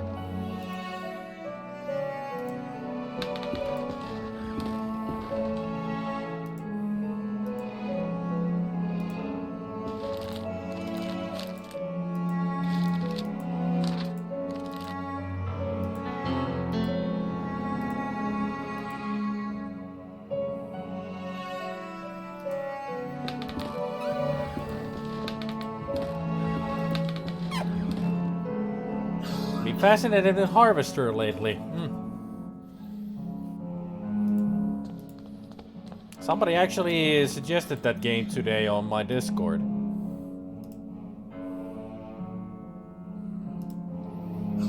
Yeah, it was Unimitus who actually suggested the game. And it's been on my list for a long time to play. Harvester, that is.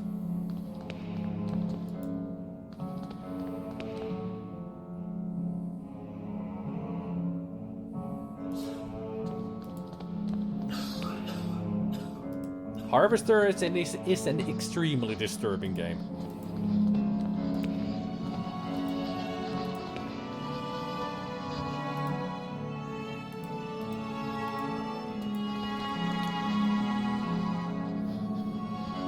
Eldritch? Am I missing something obvious?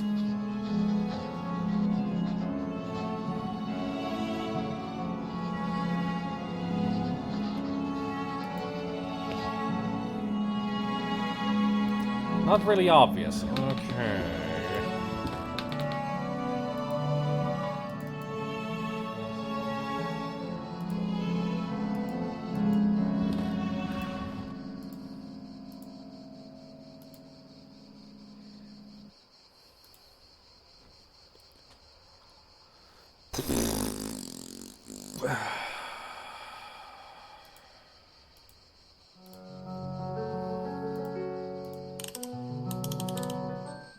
Ah, this is where I needed to play it.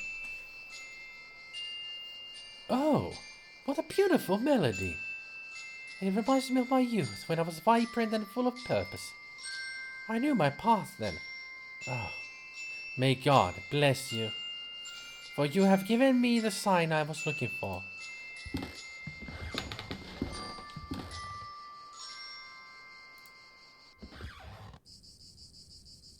Nice view. From this vantage point I can see the roofs of Aberdeen beyond the copse of trees. A lot of dry leaves have accumulated in a hole of this old rusty pipe. They are blocking the water stream. I think that it would be useless. I cannot place the netting there. The pipe is full of dried leaves. I think that it would be useless.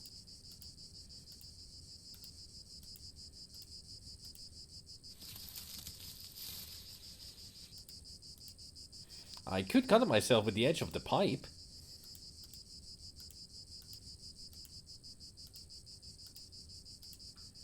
The wood is too soft then to even bend the sharp edges of the pipe. The mirror jug is too fragile, it might break and still not bend the edges of the rusty pipe.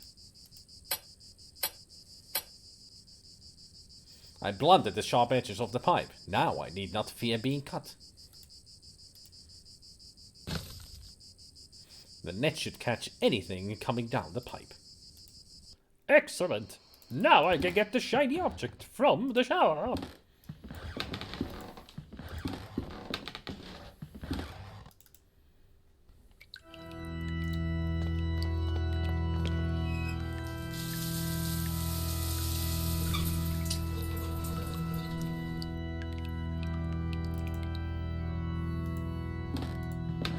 I had this strange vision of you trying to climb along the pipe. Yeah, that would have been in some other game. The net has caught the shiny object.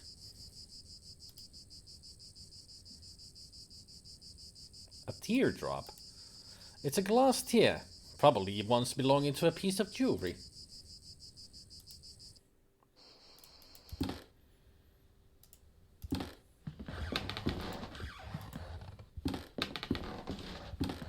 The tear doesn't work to cut the tapestry.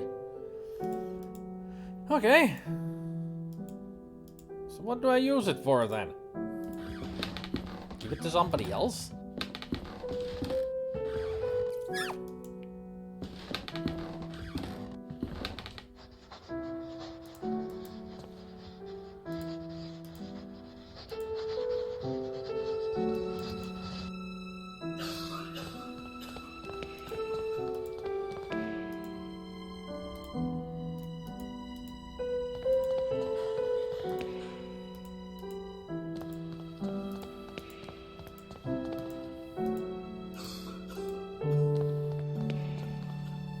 I have placed a glass tear in the hollow of the Virgin's cheek. It seems that it fits perfectly. Please, someone, piety. I've already told you that you cannot be here. But don't worry about it, sir. Statue of Our Lady. The Virgin listens to those in need. The eyes of a fervent devotee, it could look like a real tear, if only I could make it shine.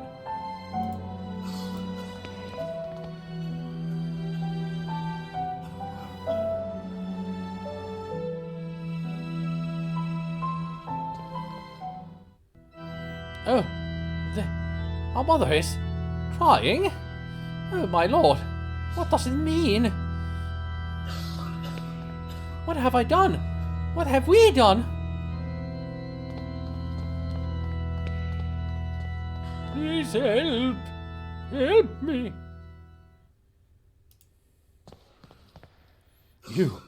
You must help me. What can I do? What's wrong with you? There's little time. I tell them about my pain. I describe the unbearable and endless pain, yet they do not listen. They pass me by without even looking at me. They say that they are praying for me, but it does not cure my ailment. But, sir, I know, but I beseech you. You will be saving me from horrible torture. I will be eternally indebted to you.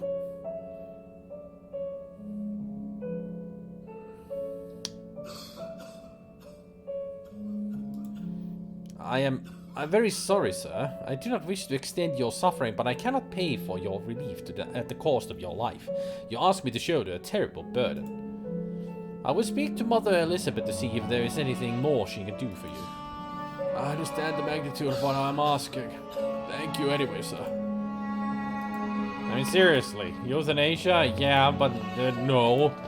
You can't just ask that from a stranger. Yeah, I ain't no killer.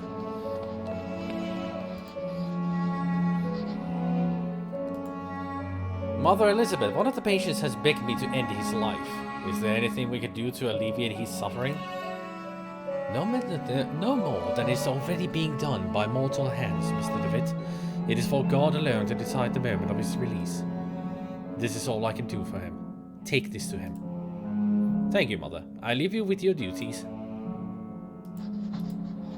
A worn-out Bible whose pages have become yellowed and brittle by the passing of time. Right. But also compassion, yeah? I may feel for his pain, but there's nothing I can do. Especially to kill him. There's a note on the bed.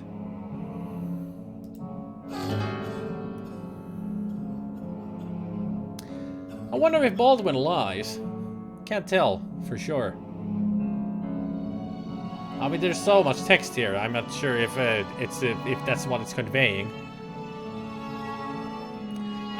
It is saying that Baldwin lies, but I'm not sure. Ah, I get it. Baldwin tells the truth. I mean, lies. Who of the Baldwins? Probably William. You know, the scrawniest. I thought so too, Gabriel. I thought so too.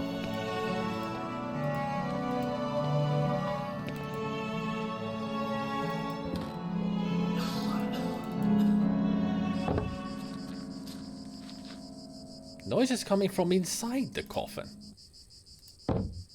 What in heaven? I cannot open the coffin with my own hands. The lid is nailed. The coin is too thick to lever the nails out of the coffin. The log is too soft even to use it as a lever and open the coffin.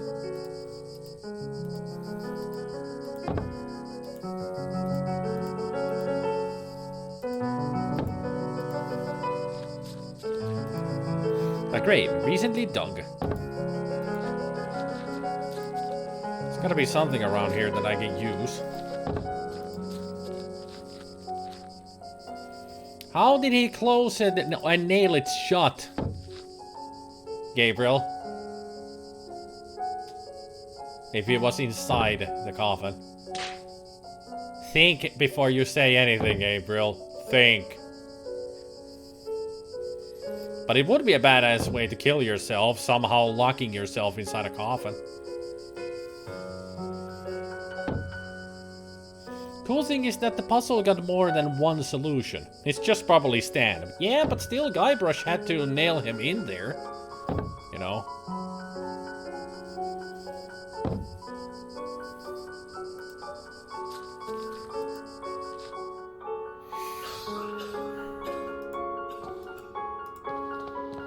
Don't let Stan out. And that happens when he's in the crypt.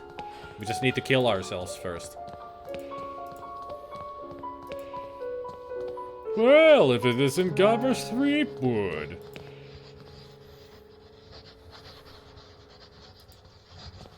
And what are you selling now? Life insurance. Free for sinners, now and at the hour of our death. Hail Mary, full of grace. She's praying fervently. Blessed art thou among women. That's a blah, blah, blah, blah, blah.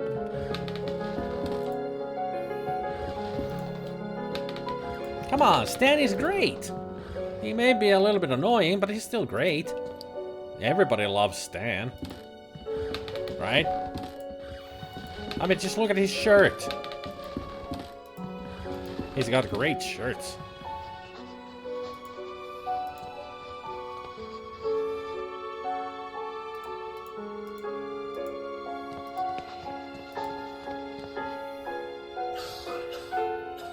I haven't found anything useful here that could help me in opening that coffin.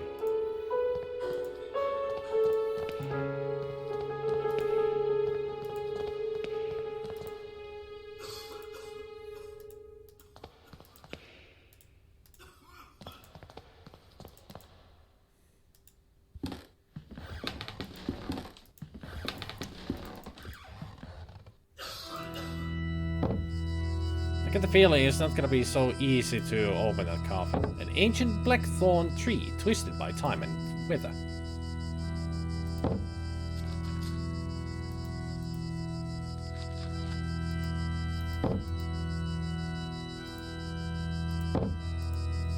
Many years adrift and perfectly smooth, this flotsam into a small log.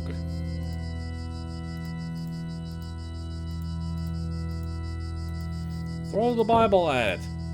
Bury the Bible. Play the music box.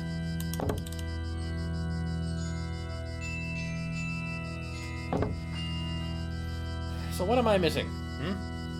What am I missing?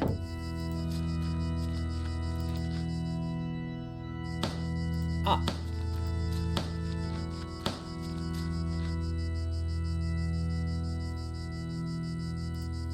Tell me about Monsignor. I cannot rightly say. After all these years, I have never seen the man. Who knows? Maybe he does not exist.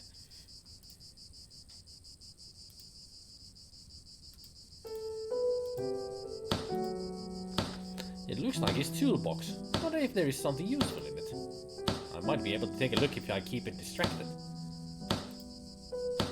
Please do not touch my tools. So, how do we distract this man?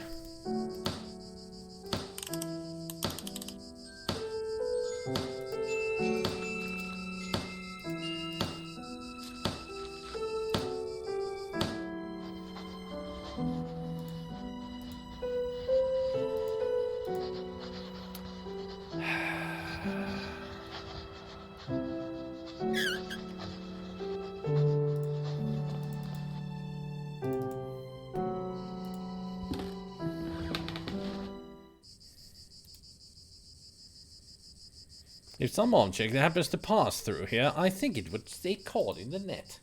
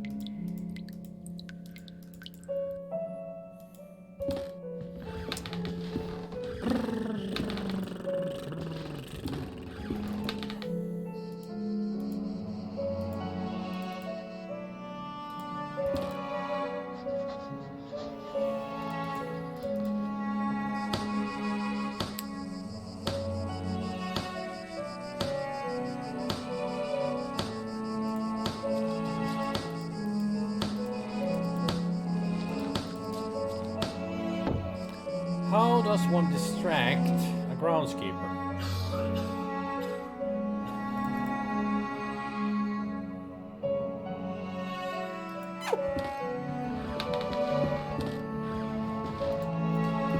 How do we get away from his duties on there on the barn porch?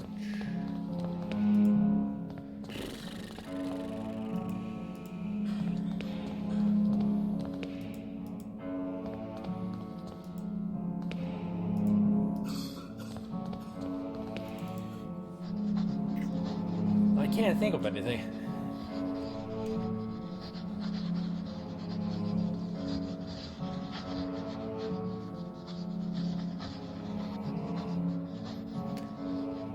No, because of the note that we saw that Baldwin lies, we don't want to talk to him about the coffin. I mean, he's the one who's burying all these people, so he might know if there's somebody in the coffin. I'm sure he made the coffin. So if we talk to him that, hey, there's somebody alive in the coffin, he's just gonna knock me on the head with a hammer and kill me. Because we are not supposed to see that.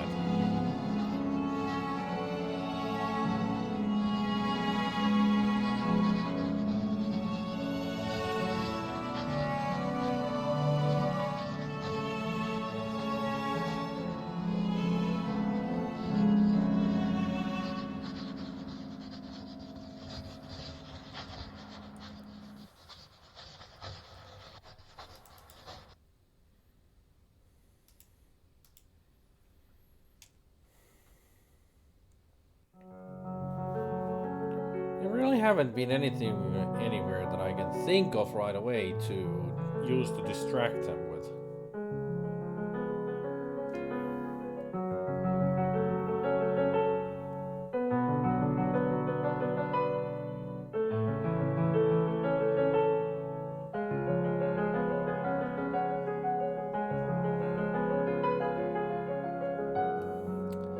Hey, Anakin.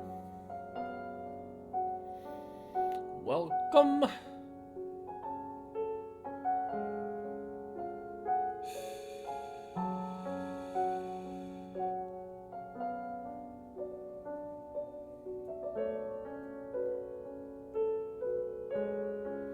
There are not so many places that we can interact with stuff around here, but I can't imagine any of them being the right answer. In any way.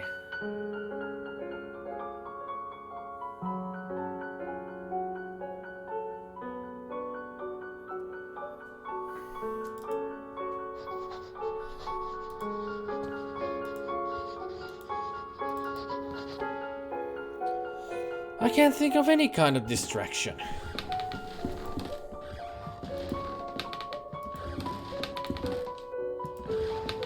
Eldritch, help!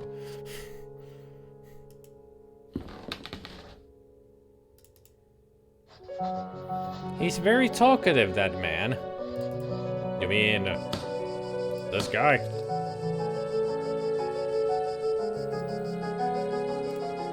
Tell me about this place. Well, the construction of this building was ordered by an Episcopal bishop of Aberdeen in 1805. Tell me about Mother Elizabeth. She's pretty strict, I can tell you that much, Mr. Devitt. Do not think she likes me very much either. Tell me about Aberdeen. It was the place where I was born and raised, one of the biggest cities in Scotland. If you look there, towards the east, you'll see King's Chapel Tower. It is the highest point of the city. Oi, you seem a bit distracted, Mr. Devitt. Do not worry about it. I'll leave you with your work. Excuse the interruption. Have a nice evening, alumnus Devitt. So, we gotta ace ourselves a tool.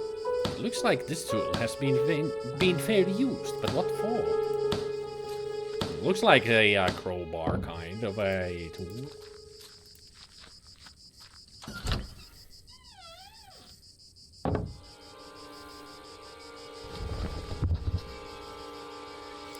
The darkness of his eye.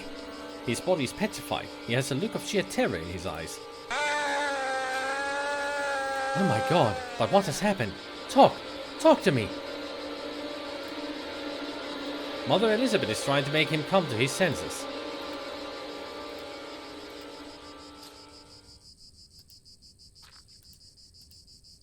Well, something about an eye then.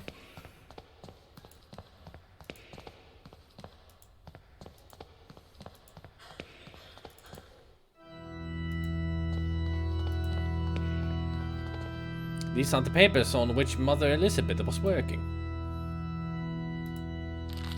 William Nealance, November 13th, 1891. Cause of death, cachexia. Note, scratch marks have been found in his stomach. What's cachexia? I think these are all just the Latin terms for the death. Elmer Moore, November 17th, 1891. Cause of death, pleuresia. Notes, a clear expression of terror on the patient's paralyzed face was found at the time of death. Evelyn Benzie, November 20th, 1891. Cause of death, marasmo. Notes, we found the patient dead, emaciated and paleness in the body.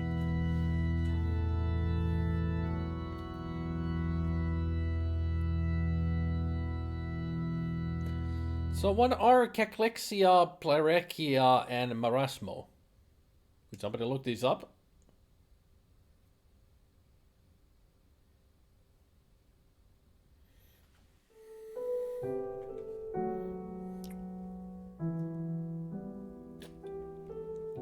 This really was the other things I wanted to know.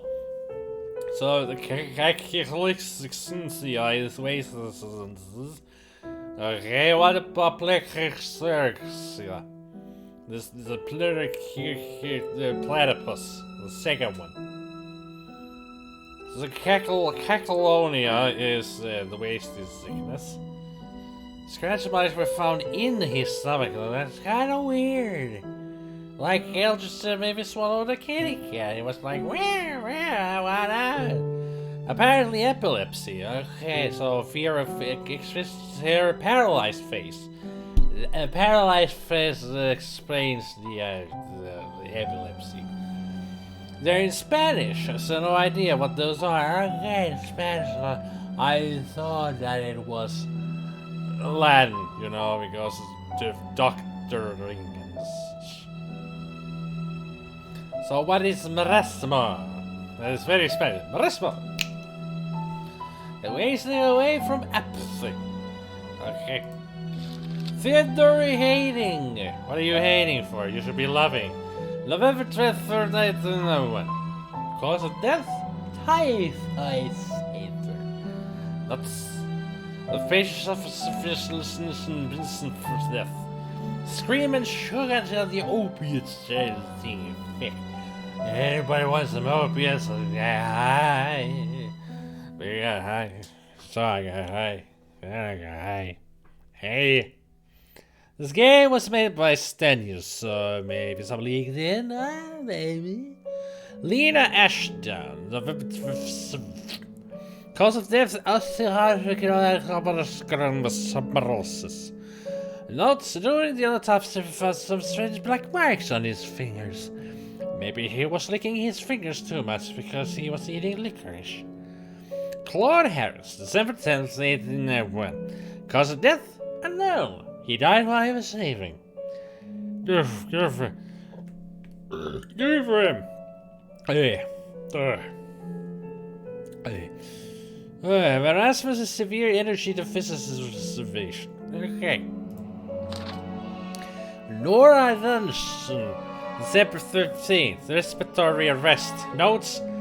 No notes. No notes for this one. Ellen Blair. Morphine overdose. Patient committed suicide. Patient did not seem to have the present sentence.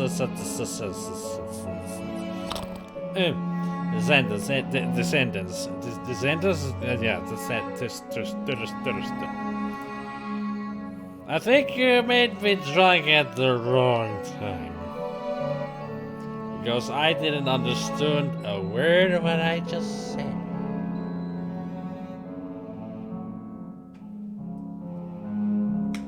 But thank you, citizen. Welcome. A large, bright, and ornate key.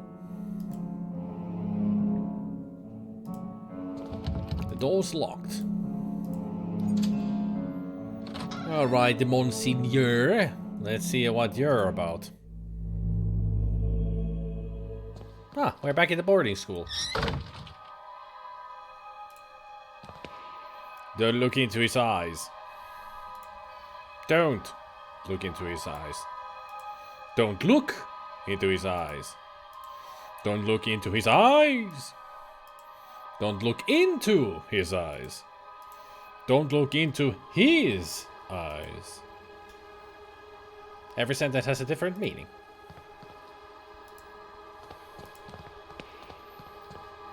Because the deepest darkness dwells in his eyes.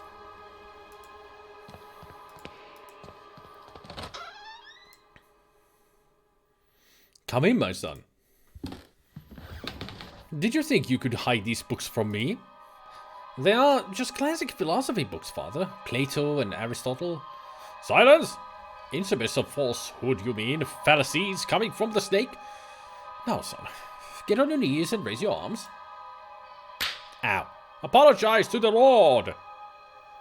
No, I kick ass for the name of the Lord. Pray to the Lord! Kinda hard to pray when my hands are bleeding. Malum in se. It is Latin. Malum in se. Evil in itself. A strange eye-shaped symbol. Why is it always an eyeball with cults?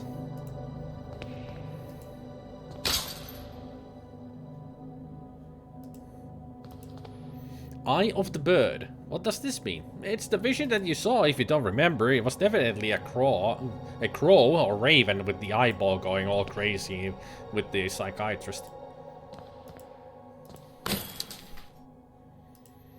A set of crucifixes next to the door. Yeah, evil crawfish. That's what I said. Lord, your eyes burn me. I don't deserve mercy nor forgiveness. Oh Lord, have mercy on my soul. Who are you sending me? Is death the whom you are handing me over? Has my hourglass already run out of sand? Father Ernest. Ernest? It's been here many years since I last heard that name. Since... Oh, I see. Father, I'm here to be able to remember. You have to help me, I beg you. Please, entreaties, petitions, praying, torment, exception. Pastimes bring us just misfortune and pain. Father Ernest, I was one of your students. One of my old students, you say? It's only the Lord who teaches us. We all must follow his ordinances and disciplines. Get closer, son. Come pray next to me.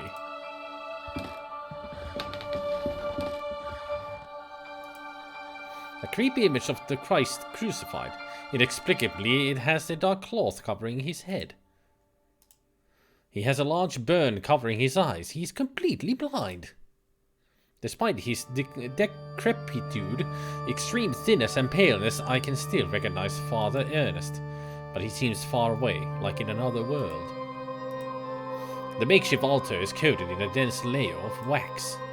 The candles, having almost burnt out, only barely illuminate the room. The walls are completely covered with crosses, a mentally ill act.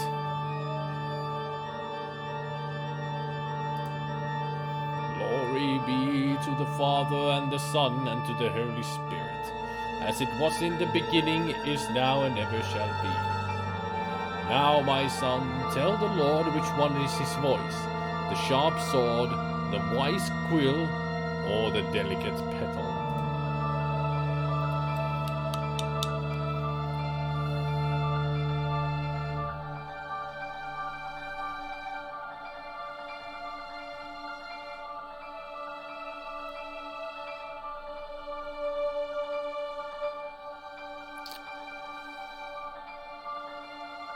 Well, the pen is mightier than the sword. Right? The wise quill. No, no, no, you're enveloped by sin.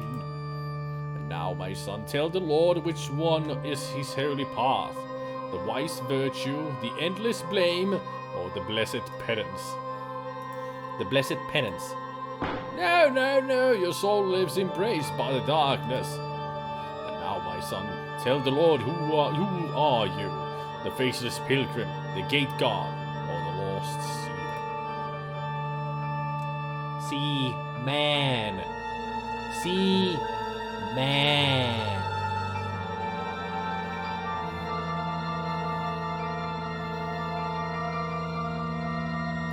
The faceless pilgrim. No, no, no, there's no salvation of the Lord for your soul. Now leave me alone. I have to purify my soul.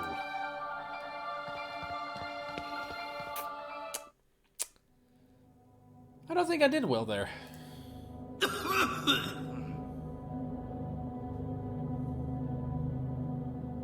eye watches me.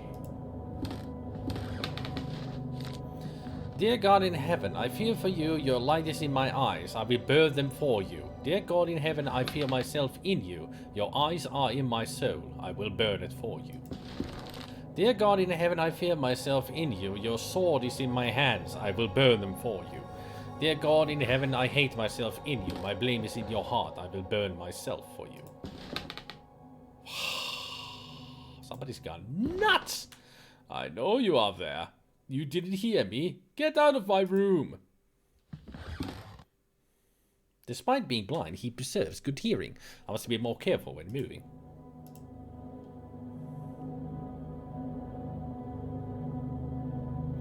The four witnesses. Murmur. An old razor blade stained with blood.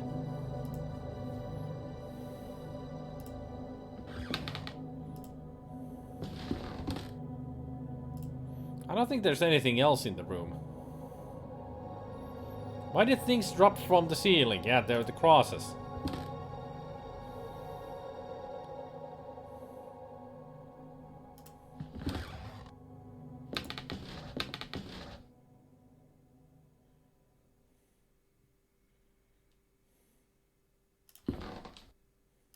Damn it.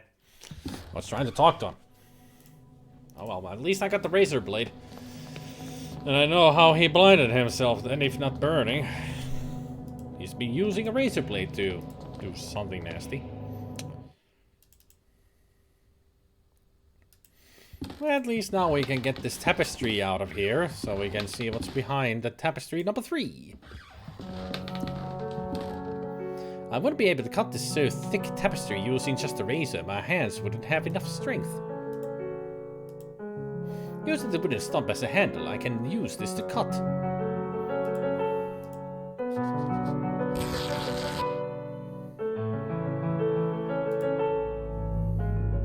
More flashbacks, huh? And finally, our expert on philosophy, Jeremiah DeWitt, shows up. Where are you, my friend? We have been looking for you. Well, as I was saying, tonight is the perfect moment for our next meeting. But I suspect that someone outside our group is secretly surveilling us. Who is it, Anthony? My dear friends, it is Professor Glynn. Do you mean Father Ernest? Certainly, no doubt about it. Therefore, dear colleagues, I have decided to change the venue for tonight's meeting. Have you noticed the lounge behind the small door of the classroom? I have believed it convenient to borrow the key for our necessities. You already know at 12 o'clock you will find the door opened and I'll be inside the lounge. That is it, my dearest colleagues. Videte ne quis sciat. Videte ne quis sciat. For the greater good. I remember that in this furniture we used to keep some of our personal belongings. Now it is empty. The walls are in complete disarray. I could probably punch through it if I tried.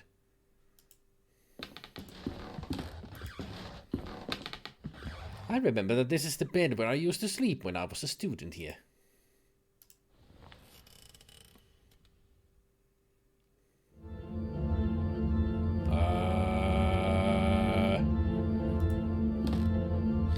Mr. Mr. Rabbit was jumping through the forest in a warm spring afternoon. Alice?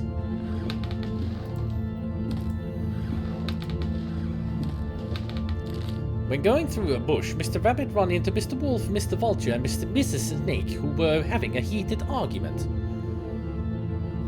One of the fables, I guess. Only if it was a way of refreshing my memory. Like it is with him. Mr. Rabbit, curious, asked them, "Dearest, why are you arguing in this beautiful and cheerful spring afternoon?" Mr. Rabbit should not be asking that. Mr. Wolf answered politely, "What are we trying to decide here is who of us will have the pleasure to eat you up."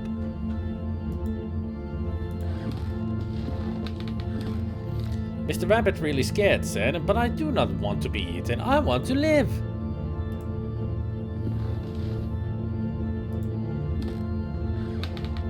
To which Mrs. Snake answered, smiling, that is impossible to happen, Mr. Rabbit, since we all, both you and us, are going to die sooner or later. Don't you think so? "But I have a wife and 800 kids. Mr. Vulture added, "Mrs. Snake is right. We should stick to the issue at hand. It is getting late, and as you see, we do not agree. Do you want to help us to decide, Mr. Rabbit? Who would you suggest as the one to eat you?"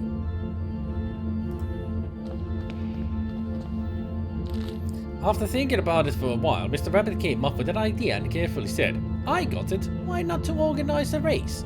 The first who arrives to the forest clearing will have the privilege to eat me. No doubt Mr. Wolf can run at high speed, but Mr. Vulture can go flying and avoid any obstacle. And I'm sure that Mrs. Snake knows all the shortcuts within the forest. What do you think?" I also just noted there's figures behind the windows watching over me. Hello. Really pressed against the window there. The three predators agreed that it was fair, so they started the race and they quickly disappeared.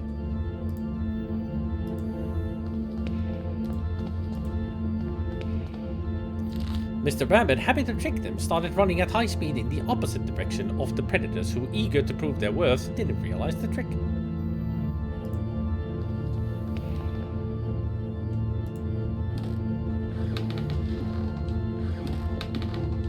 Mr. Rabbit was far away from there and he finally felt safe, happy and proud of his cunning. But suddenly, there was a loud bang. The earth shook, frightened birds flew, and everything went dark. The end.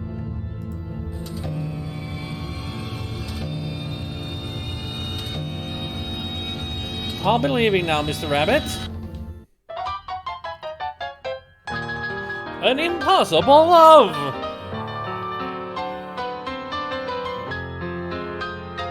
There's something I kept to myself for a long time.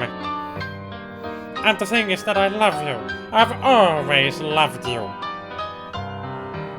Since the first time I saw you. Since the first time I felt your frozen hands. Each time I move away from you, I miss your glassy, empty-eyed eyes. I miss your rough hair, your grayish skin, your stench. But our love just cannot be. It is an impossible love.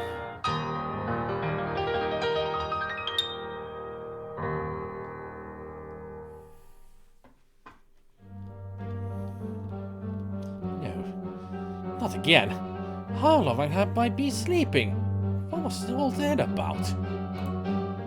In the nightmare I found a place in my memories. Dusty mirror.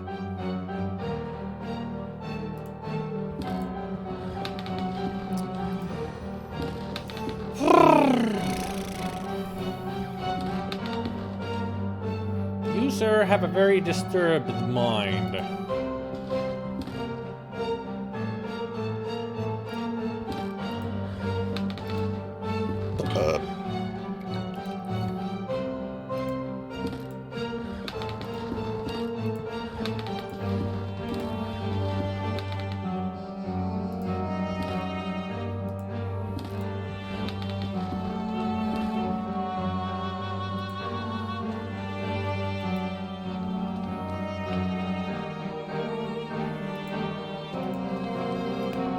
Although I'm not really sure where I'm supposed to go now.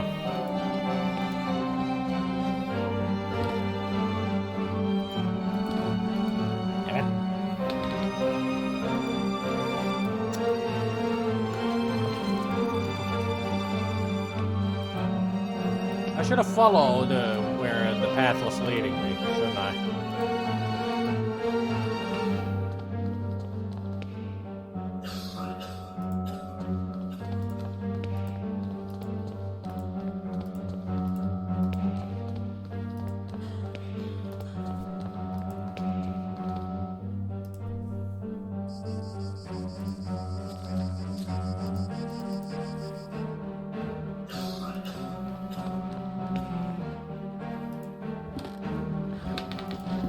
Somewhere beyond this classroom, there. In my disturbing nightmare, I was brought to this spot. It is the trapdoor I saw in my nightmare. From here sprouts a horrible stench. There's something down there.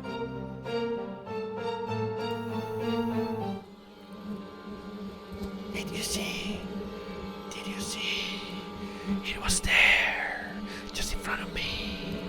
That thing. It was screaming.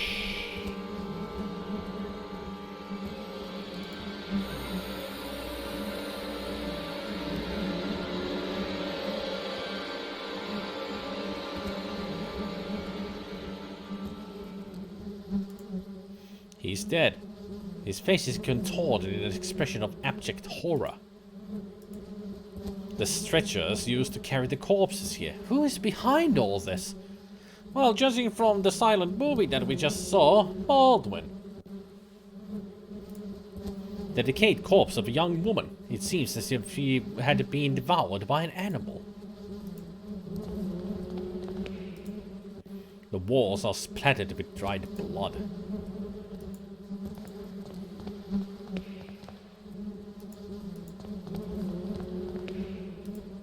He must have been dead at least a week, still bearing an expression of horror.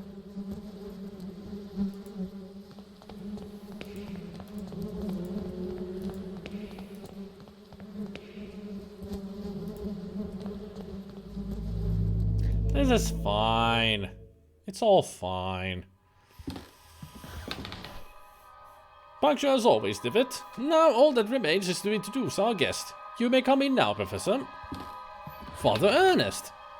Do not worry, my friend. I invited him to join us this evening. The professor generally shares our curiosity, and who better to complete our group than one of the most renowned theologists? Moreover, we mustn't ban those who are willing to explore beyond the veil. The moment we have long awaited has now arrived. Please, all of you, take a seat and we shall begin the procedure. Soon shall the door be open, and then we'll finally see what lies beyond. Now I ask that you close your eyes. You will feel a momentary prick as I inject you with the serum.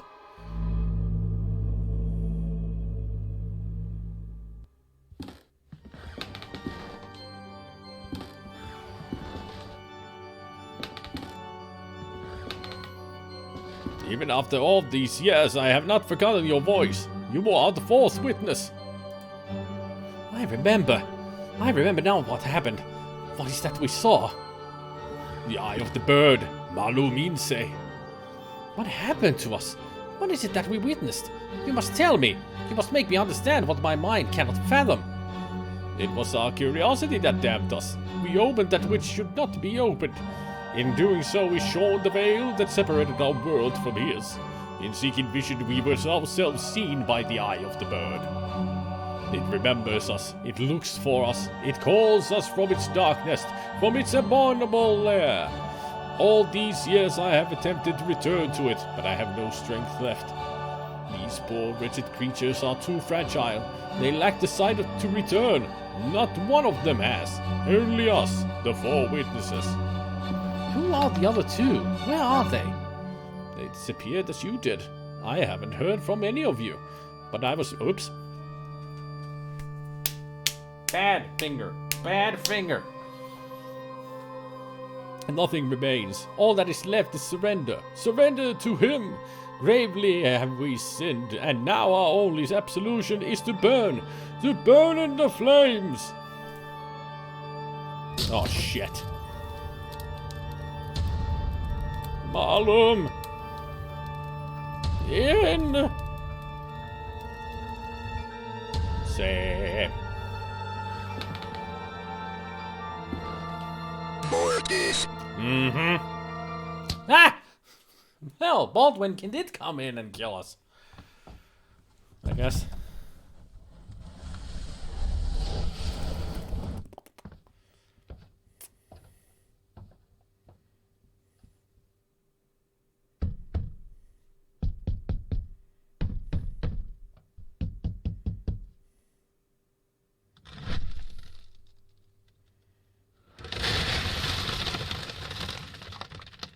That's dirt being thrown on us. We're in a coffin. Baldwin is burying us alive.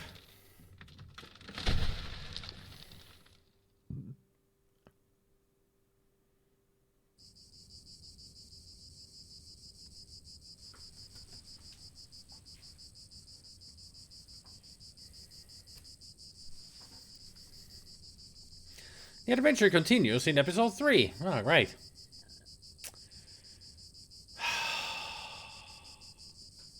Moving on. Previously on The Lost Door. After the death of his we just experienced it. All is darkness. All is cold. All is silence.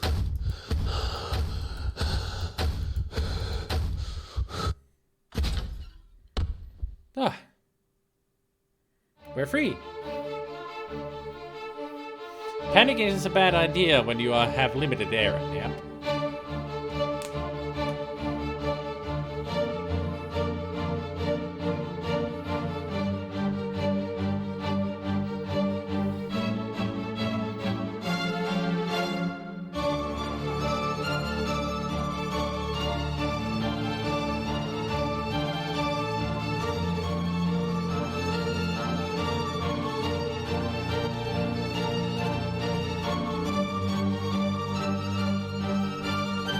Mortis.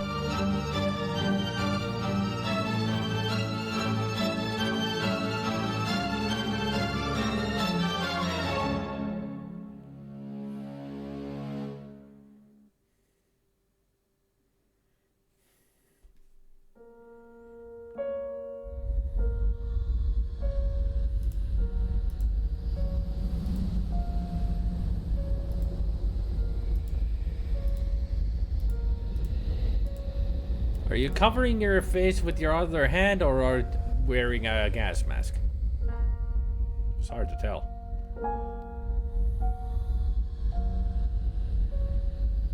Jeremiah, we must talk. With your mother deceased, the arrangements have to be made regarding your upbringing. A man of my position and responsibility can't take the time to look after a young boy. The first thing in the morning, you will depart for Scotland. I am sending you to study at the St. Gall boarding school in Aberdeen. You need not bother to write, as I will not have time to read your letters. What a great father. I have no time for you, son. Now get the heck out of my life.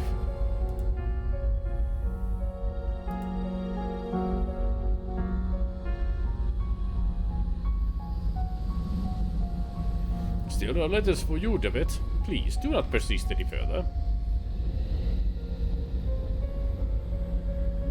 Yeah, that's sad.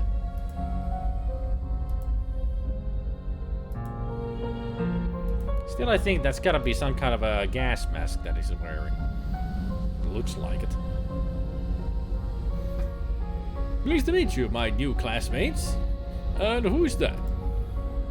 Him? Oh, that's just David. Well, no mind. He's a little odd. Interesting. Hello, I'm Anthony Beechworth. This is my first term here. I've only just arrived. I hope we can be friends.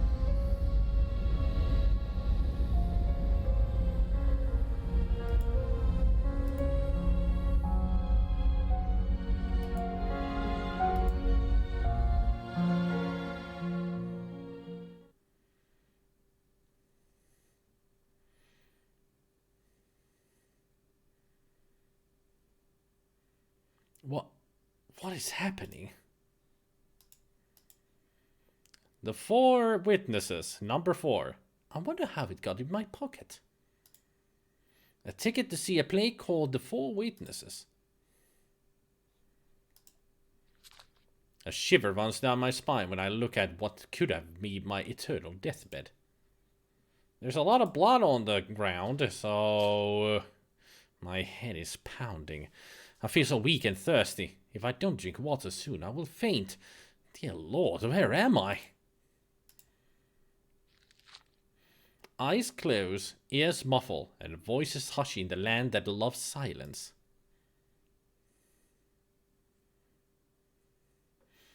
Hey, Baba.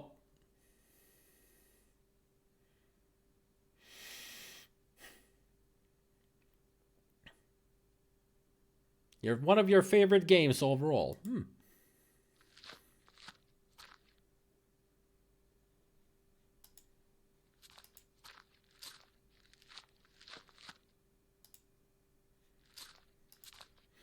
The light coming in from outside is dazzling.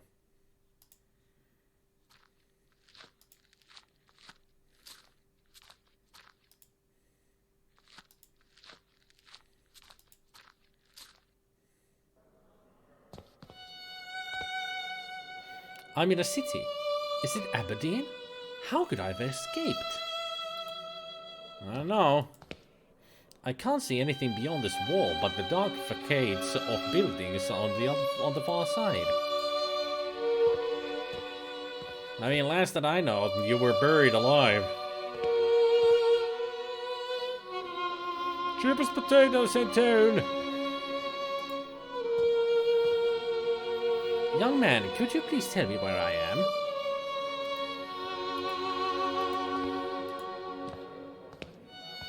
Facade. Please, sir, could you give me some water? Those ain't a charity tough. I understand the boy customer, so cough up or get out. Watercress for sale. There's a cart blocking the alley. I won't be able to pass until it has been moved. An indigent in ragged clothing sits leaning against the brickwork.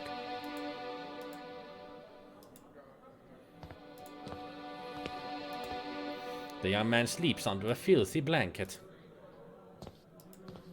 Stained and threadbare sheets struggle to dry in the muggy air. A young woman suffers difficulty breathing.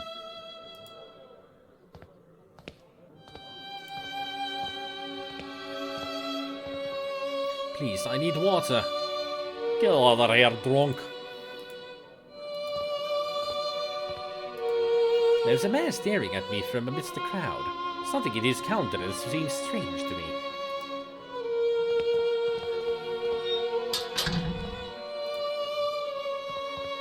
Please, ma'am, could you tell me where I am? I don't know where you don't know where you're at? Right, this is the old Nickel Street Rookery. A dark and more decrepit place like there never was. But that's in London. How could I have arrived in this slum? I thought we were in Scotland, but we're in London apparently. So, everybody back to English accents instead of Scottish.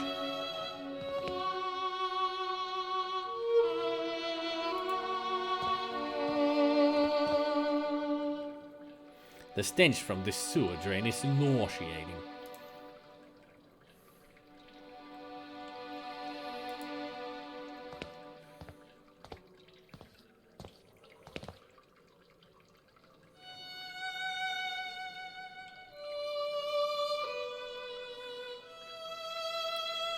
From the pipe flows grimy water, full of soot. It's better than no water at all. The water's foul odor is repulsive, but I am overcome with thirst. Slurp. I don't intend to drink it again. It had an awful taste. Okay. Never mind. It was too much.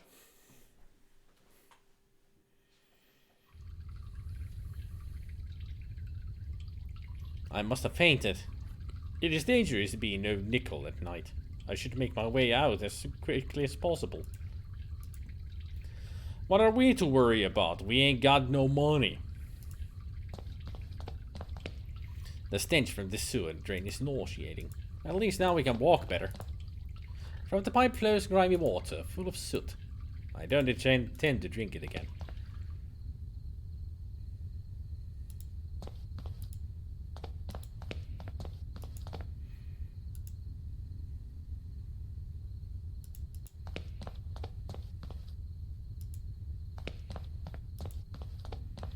At least the wagon is away.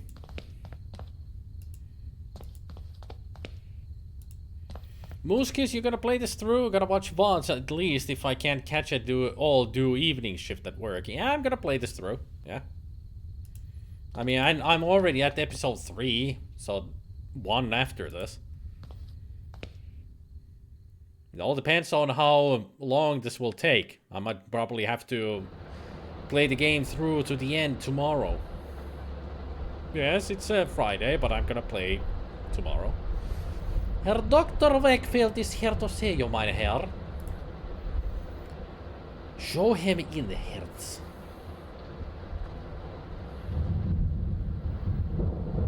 It is about your patient, is it not? There's no trace of him. He hasn't shown up for his last few sessions. I've been to his house, of course. His landlady assured me he went on a trip 3 weeks ago. Hasn't come back home. He kept the destination to himself. Then it is happening as I feared. What do you mean? I'm sorry, my friend. I first thought this when you described your citizenship to Herr David, but I didn't want to upset you without need, as I hoped for the best. Now I'm afraid my suspicions could be true. There are some things I will have to verify first, though. I promise that I will contact you as soon as I have learned anything important. Please, Herr Doctor. It is of the utmost importance no one else knows of this matter. You have my total discretion.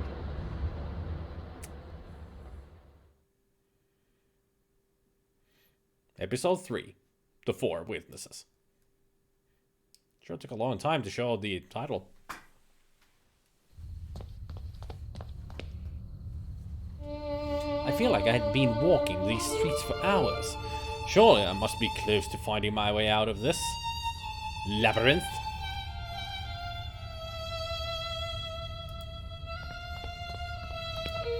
Let's go left. The street lamp tries to put some light into the gloom. The boarded up window of a run-down house dust smears the glass, preventing me from seeing the interior.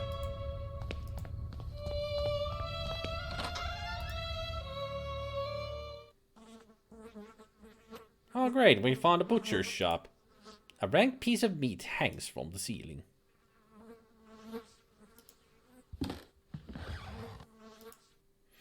Cuts of rancid meat lie discarded on the butcher's block.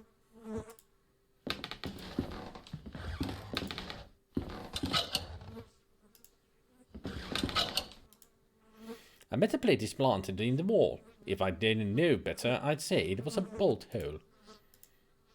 The remains of a horse hang from by a hook affixed to the wall, its blood drains seeping into the floorboards.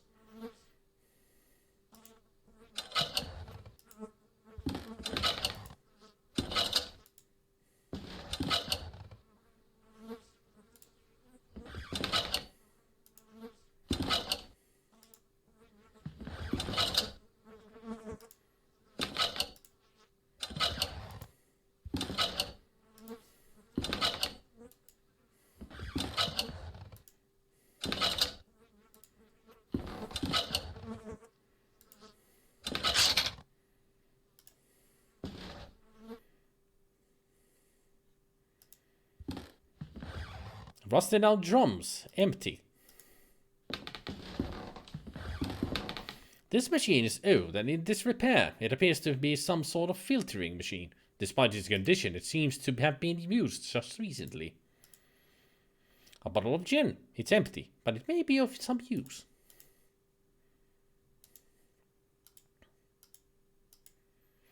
It's a glass essentia. Liquids are poured into the top and then impurities removed through a valve at the bottom.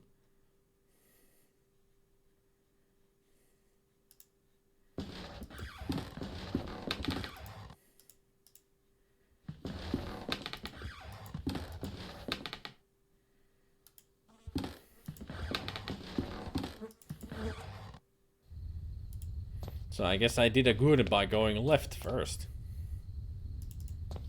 To the right, to the right. The glass is fogged over, but for a handprint left on the surface. Somebody having a good time in there. Closed.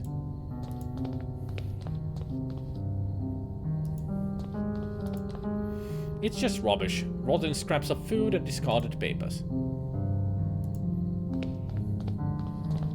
You may keep my miserable kingdom. You may keep my spike-encrusted jewels. Stay there as you will and stare into my eyes. I am a shadow's shadow and will not disappoint. Nice poetry. I see factories on the horizon. They all look abandoned.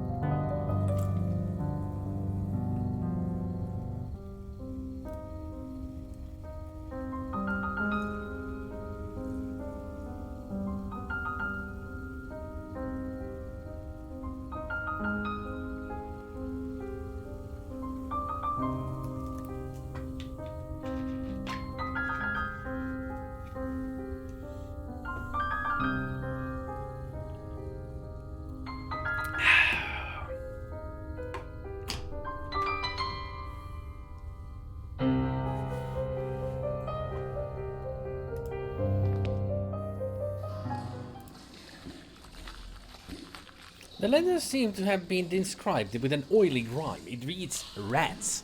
I'm not sure if that's a warning or an exclamation. In this kind of a place, I'd say it's a warning.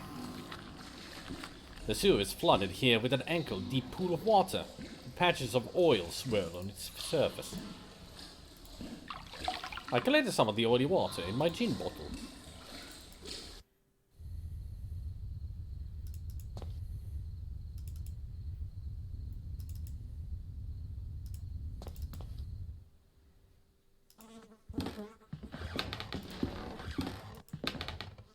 That's the only light coming into this filthy room.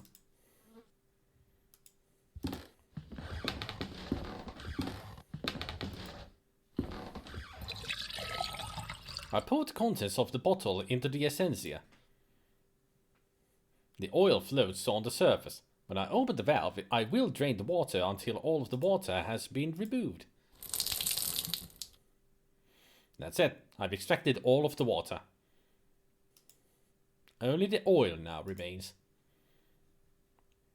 You got rid of the bottle? How am I gonna get the oil then? I want that oil. Let's go look for a container.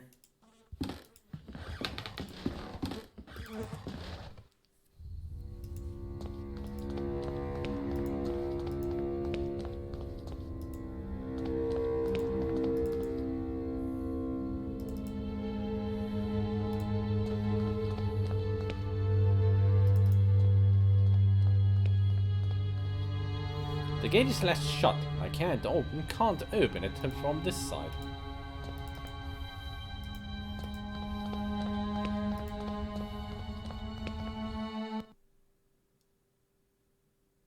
It was a foggy night that night.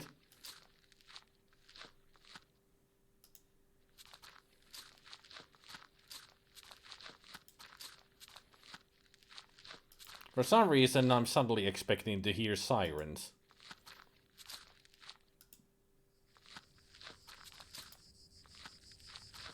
Anybody else expecting to hear sirens? It was a normal London evening.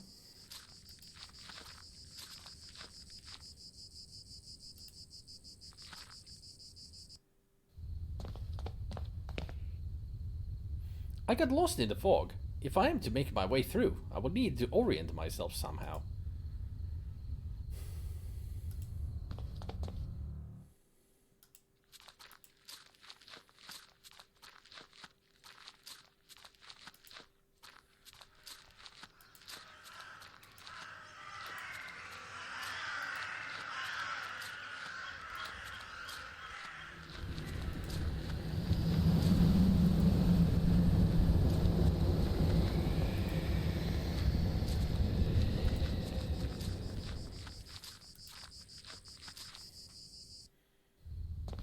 Oh, still landing here.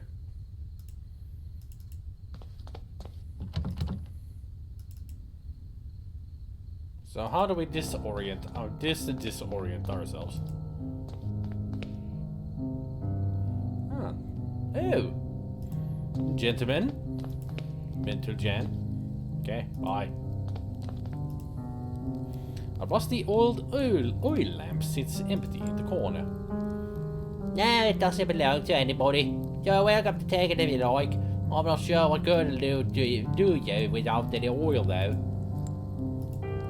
Do you hear them? It's the crows, searching for the bones of the weak and dying. They're calling to each other. They must have found something. These streets are so confusing to navigate. I'm afraid I have lost my way. Could you direct me out? Yes, lost one. I can give you direction. I have been gifted with a second sight. I can pay a dear bit to your past and unwind the tapestry of your fate. Would you like me to close my eyes so that yours may be opened? I haven't a penny to pay you. Money is of no matter here. Come close to me now. I choose this one. The mask. Empty eyes stare at you, and a faceless mouth that calls you. Its lips twist and snarl with what it has seen, and what is still to be seen. You have taken it a stranger's face, but it's your own. The puppet, threads hanging from an immense hand of dust that converge upon a single point, your mind, where memories, oblivion's shadows cluster as one.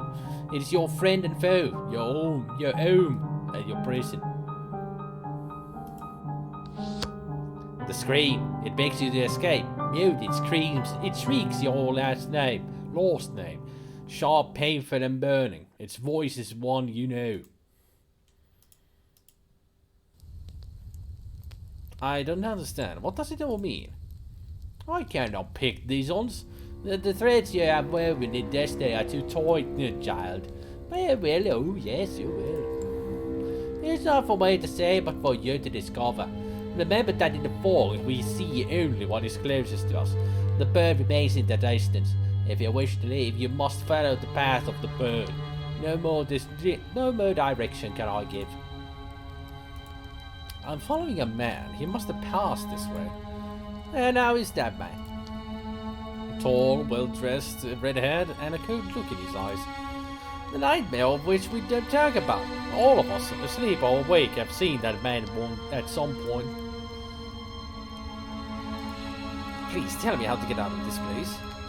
Get out? There's no way to exit the fog. You can only wander around and get lost in it, in the fog or the stars dying. Pardon me, I must go. You would need a map to guide your steps. Farewell. Jack the Ripper? Maybe. 1891.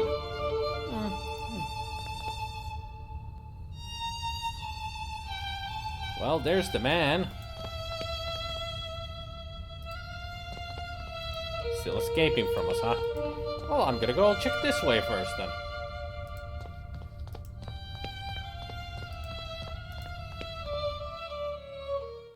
Oh. I ended up here. Okay. Well, at least now I can get the oil. I filled the lamp with oil. I hope it will be enough to last the night. Well, I still need to find a way to, you know, ignite it. So that's a problem.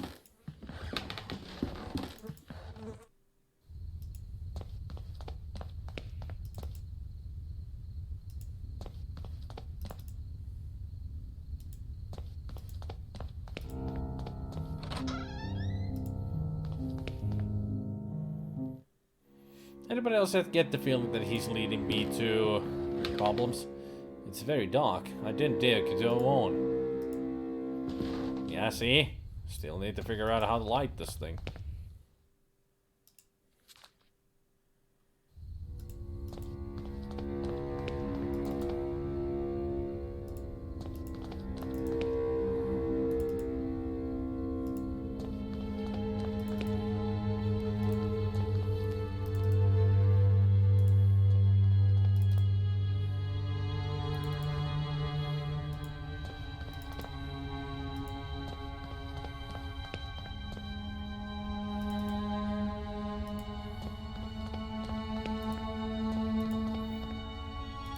Wait a minute, now I'm getting lost.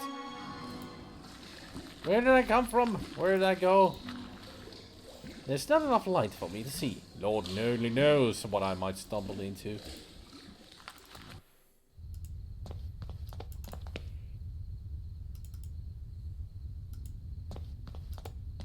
Wasn't there an area, different area here when if I went back here? This place really is a labyrinth.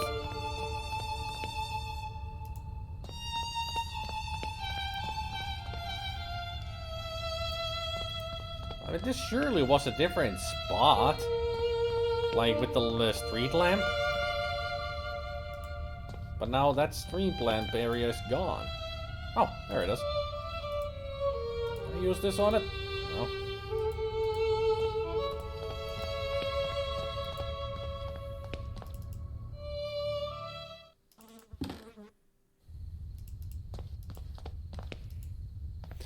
It has been such a long time since I played this, I have forgotten the puzzle solutions. Much more fun to watch this way.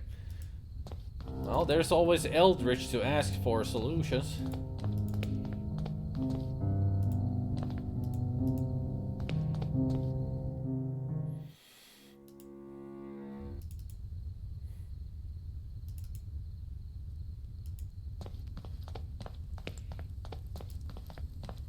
Though the embers look as though they'll soon extinguish, its meager warmth is welcome.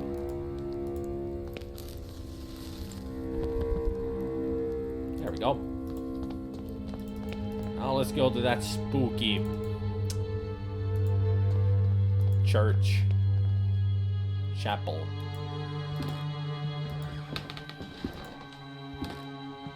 An old worn-out coat hangs on the rack. In one of its pockets is a pair of gloves.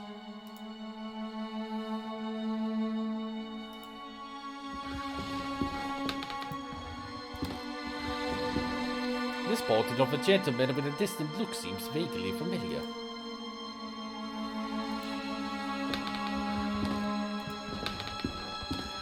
An old bottle of Saint Emilion Grand Cru is covered with dust.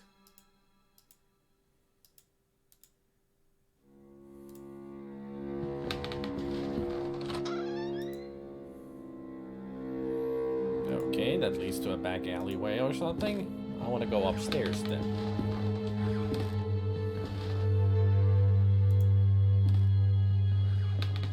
A bright meadow. The picture has faded to a dull color.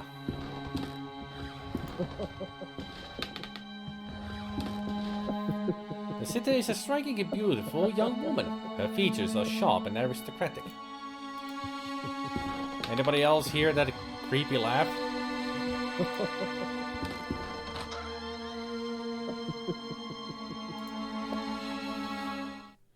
Now my eyes focus in the gloom, I can see that the person sitting on the bed is an elderly woman.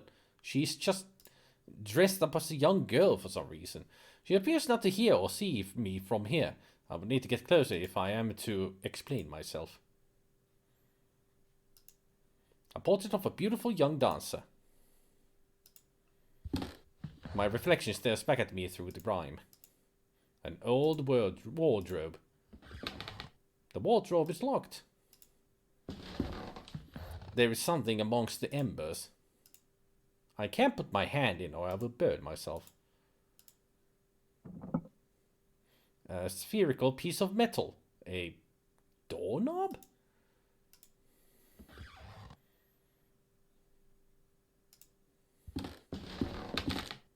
March 8th, 1843.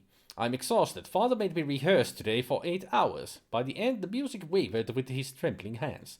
It's still a long time for the day of the show, but he insisted that everything must be perfect. One more song, he said, over and over.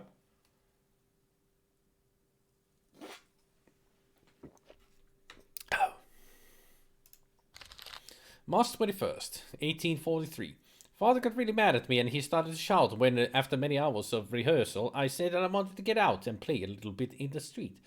More and more he is obsessed with rehearsing, with concerts, with perfection.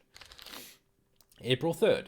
Am I not the one who earns the money to feed us? Am I not the one people come from all over to see and admire? Is my name not the one printed on all the posters? My name. The dolls for sale at the theater entrance. They have my likeness, my dress, and my beautiful hair. I should be the one who makes the decisions. April 21st. One more song. Yes, one more. A last song for you, Papa. That was a disturbing message at the end there.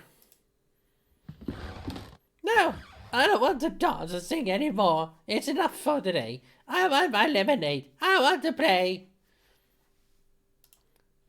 Actually, madam, I'm afraid I've never met you before. I don't know who you are. Ah, don't you recognize me? No, madam, I'm afraid I do not. I'm very sorry. Oh, no, not at all. It's fine. It's been a while since I last performed, I suppose. But don't you forget it. I am the great little Catty, singer, dancer, the golden girl of London's music halls. I want to get out of this place. Hide and seek. Oh, I do love games. I go to the fog when I want to get away. Daddy won't find me there, you see. In the fog, there are no faces. I'm looking for a gentleman. He's well dressed with red hair. Do you know him? He led me to this place. No, Father. I have been practicing the latest repertoire as you ordered. I have behaved very well today, haven't I? Let's play. Now stand next to the fireplace and count to 3. 1, 2, 3. What's the time, Mr. Wolf?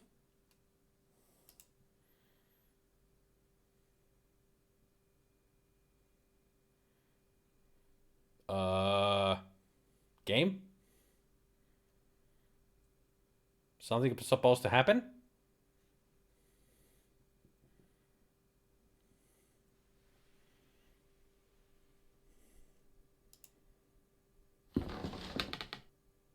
Oh, we're playing a red light, green light. There's somebody at the piano.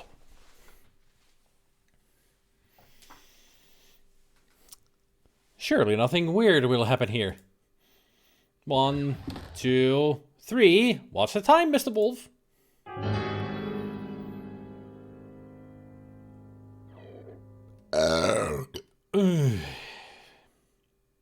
Consider that the noise of me pooping in my pants. 1, 2, 3. What's the time, Mr. Wolf?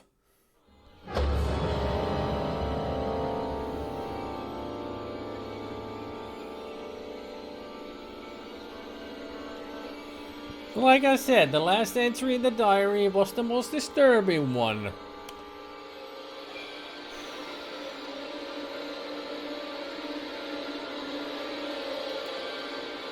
Oh. What the blazes just happened? My head, it's pounding. Where did she go?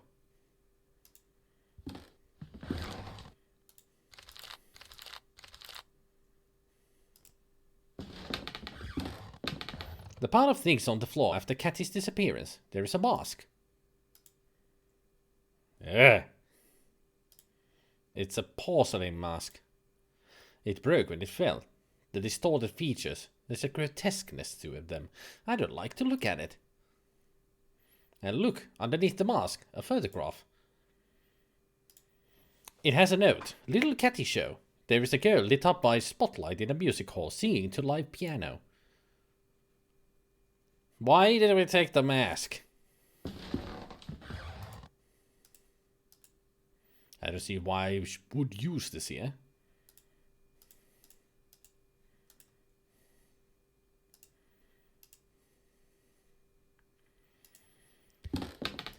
Well, that wasn't disturbing at all.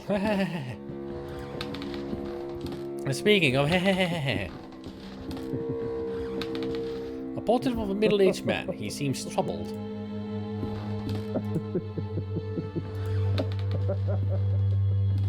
The man in the picture has a quite hypnotic gaze.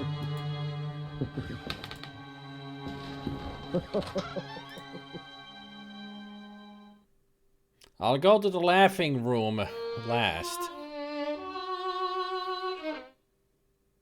No. A painting of a beautiful young lady with a peaceful expression. She looks like one of Raphael's angels. Second violin, bar 2.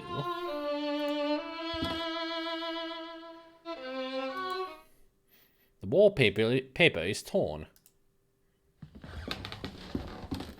Paper bound up in a roll. It seems to be a discarded musical score. Viola Cliff, to be pressed. A tailor's mannequin. Why is it beside the window?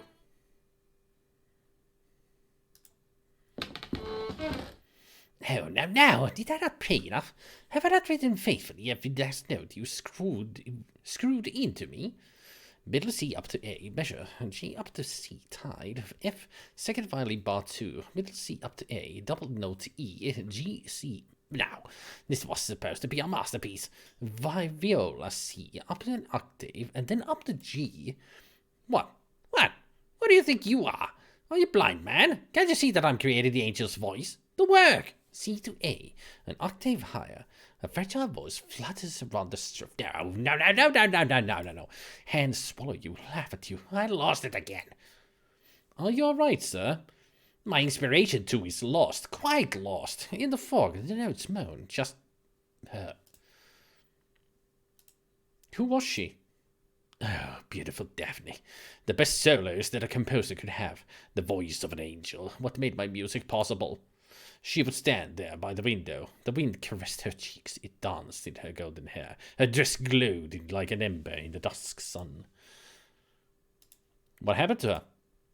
She was very delicate, like a flower in the desert, like a petal in the storm. The sickness. It just swept her away. Her voice. My God, her voice. It came from heaven. She was the angel of my music. I'm following a man, though, come to think of it, maybe he is following me. He has a red beard and wears a cape. I sometimes find this man, too, among my notes. I feel him close to me at times. Please, I need to get out of this place. You ask me for words, but words are betrayals. They're dirty. Music, just music remains beautiful, but it's a prisoner inside all of us. We must set it free. I can't help you now, not until my work is finished. My work is the important thing. She was my only inspiration. I must go. Let music and singing surround you, my man.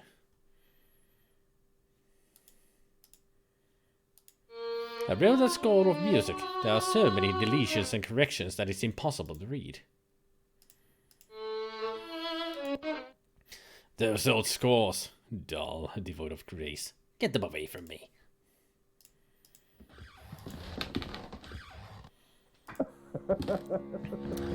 Well, let's see about this laughing man then. Doorknob is missing.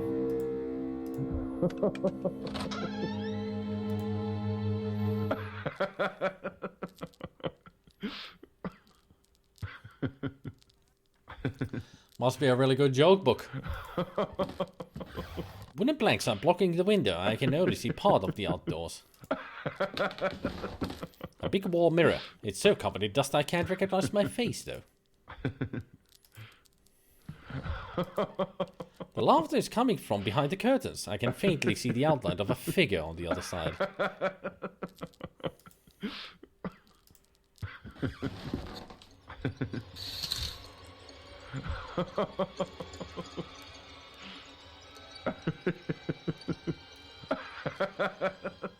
It's a mannequin. The laughing is coming from the gramophone.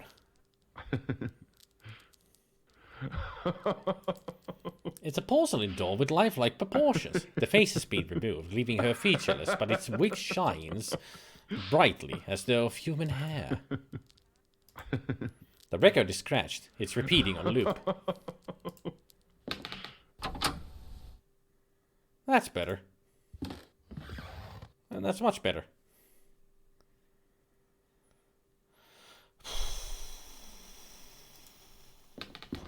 Turn it on again. I don't want to.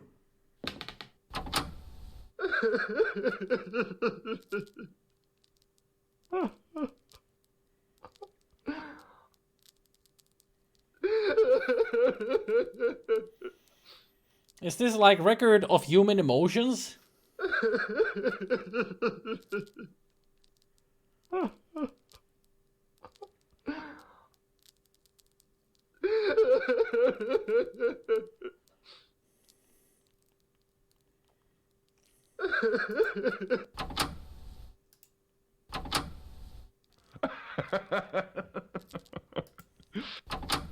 So it's like the theatrical masks. Happiness and sadness. Drama and comedy.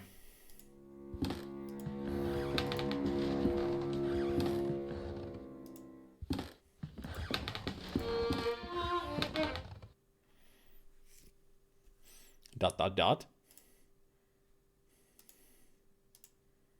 The mask will fall off in this state. I will have to repair it first. Viola cliff to be pressed.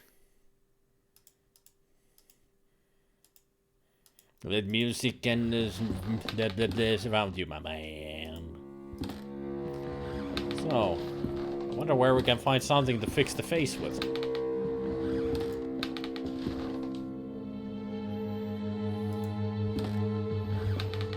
It looks like the lyrics to a song entitled The Last Song for You. The verses are scrawled so poorly as to make them illegible.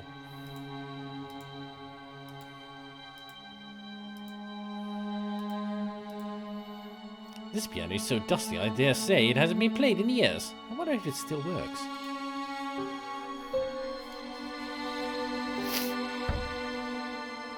Something is preventing one of the keys from depressing.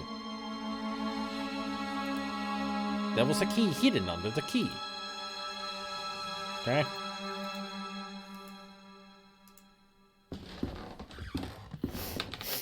This cage must have housed a huge bird. Only a feather remains. I can't reach the feather from here. This cage has no keyhole. If I blow through the paper roll, maybe I could manage to make the feather fly. Not exactly what I had in mind, but hey, if it works. I got it. It's a big black feather with some grey spots in the base. It looks like a crow's feather, but I've never seen one this big. A simple key. It looks like it's made for a desk drawer or something other piece of household furniture. Ah, the wardrobe. What a great record to have to fill your lonely evenings with, the soothing sound of an old man sobbing.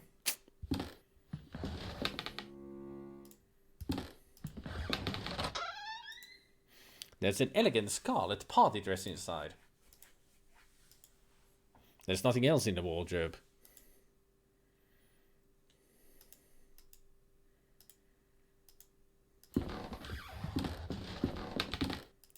I wonder how one fixes the mask.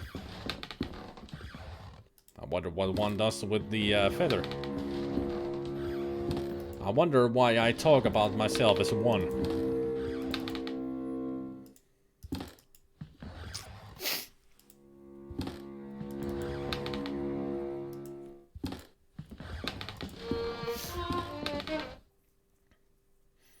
Yes, that's right. It looks more and more like the young woman in the painting.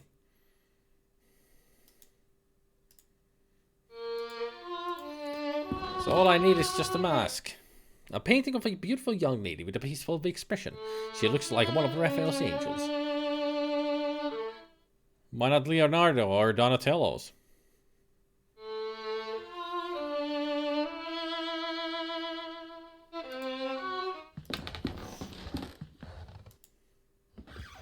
I wonder why I'm obsessed with Gunther.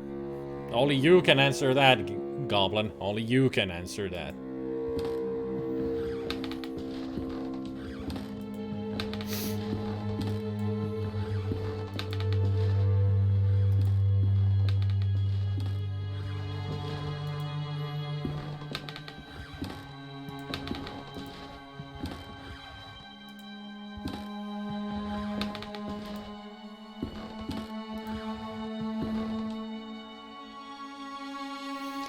Saint Emilion Grand Cru. I wonder what kind of drink that is. Or if it's even a drink.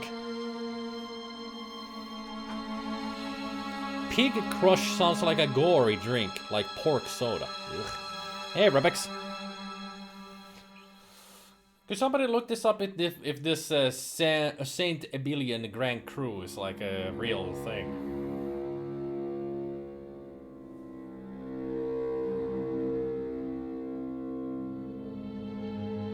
I'm just curious, asking for a friend.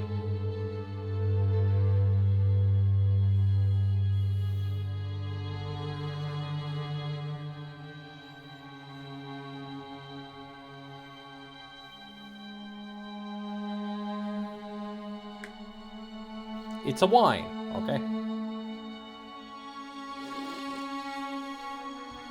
Red wine from Bordeaux, gotcha. Mold covers the wood stacked in this shed. Still being made today. Judging by the resin oozing on the surface of this tree trunk, it appears to have been recently chopped down. Resin, you say? The resin is thick and sticky liquid. I can't just pick it up with my hands.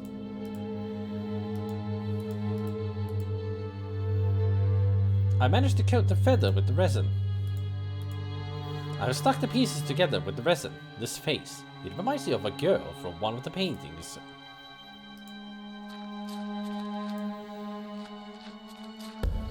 The door is locked. I can't even move it. Looks like a mausoleum or something.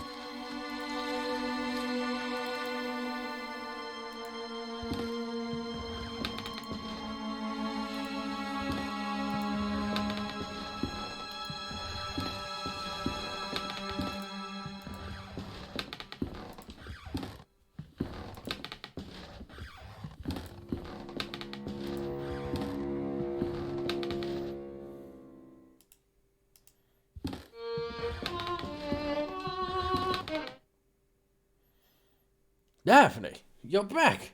Are you a figment of my melancholic mind? Are you the ghost of my dying music? No, it doesn't matter because you are with me again, and now I know exactly how to compose my masterpiece. Please take my violin. Now that I have completed my work, I no longer have a use for it. It needs to be with her. Go to the mausoleum and place the violin where her heart lies. The angel of my music will guide you. Here, take the key to the mausoleum, my friend. I must go. Let music and singing surround you, my man. Look for the Simurg. The what now? Molto adagio, sotto violche. First violin, middle note raises to B, F. Second violin, double note, F, G. Viola, clef, 4 tempos. Okay. Sure. Keep writing. How about once we get inside the mausoleum, I'm gonna call it there. It's getting late.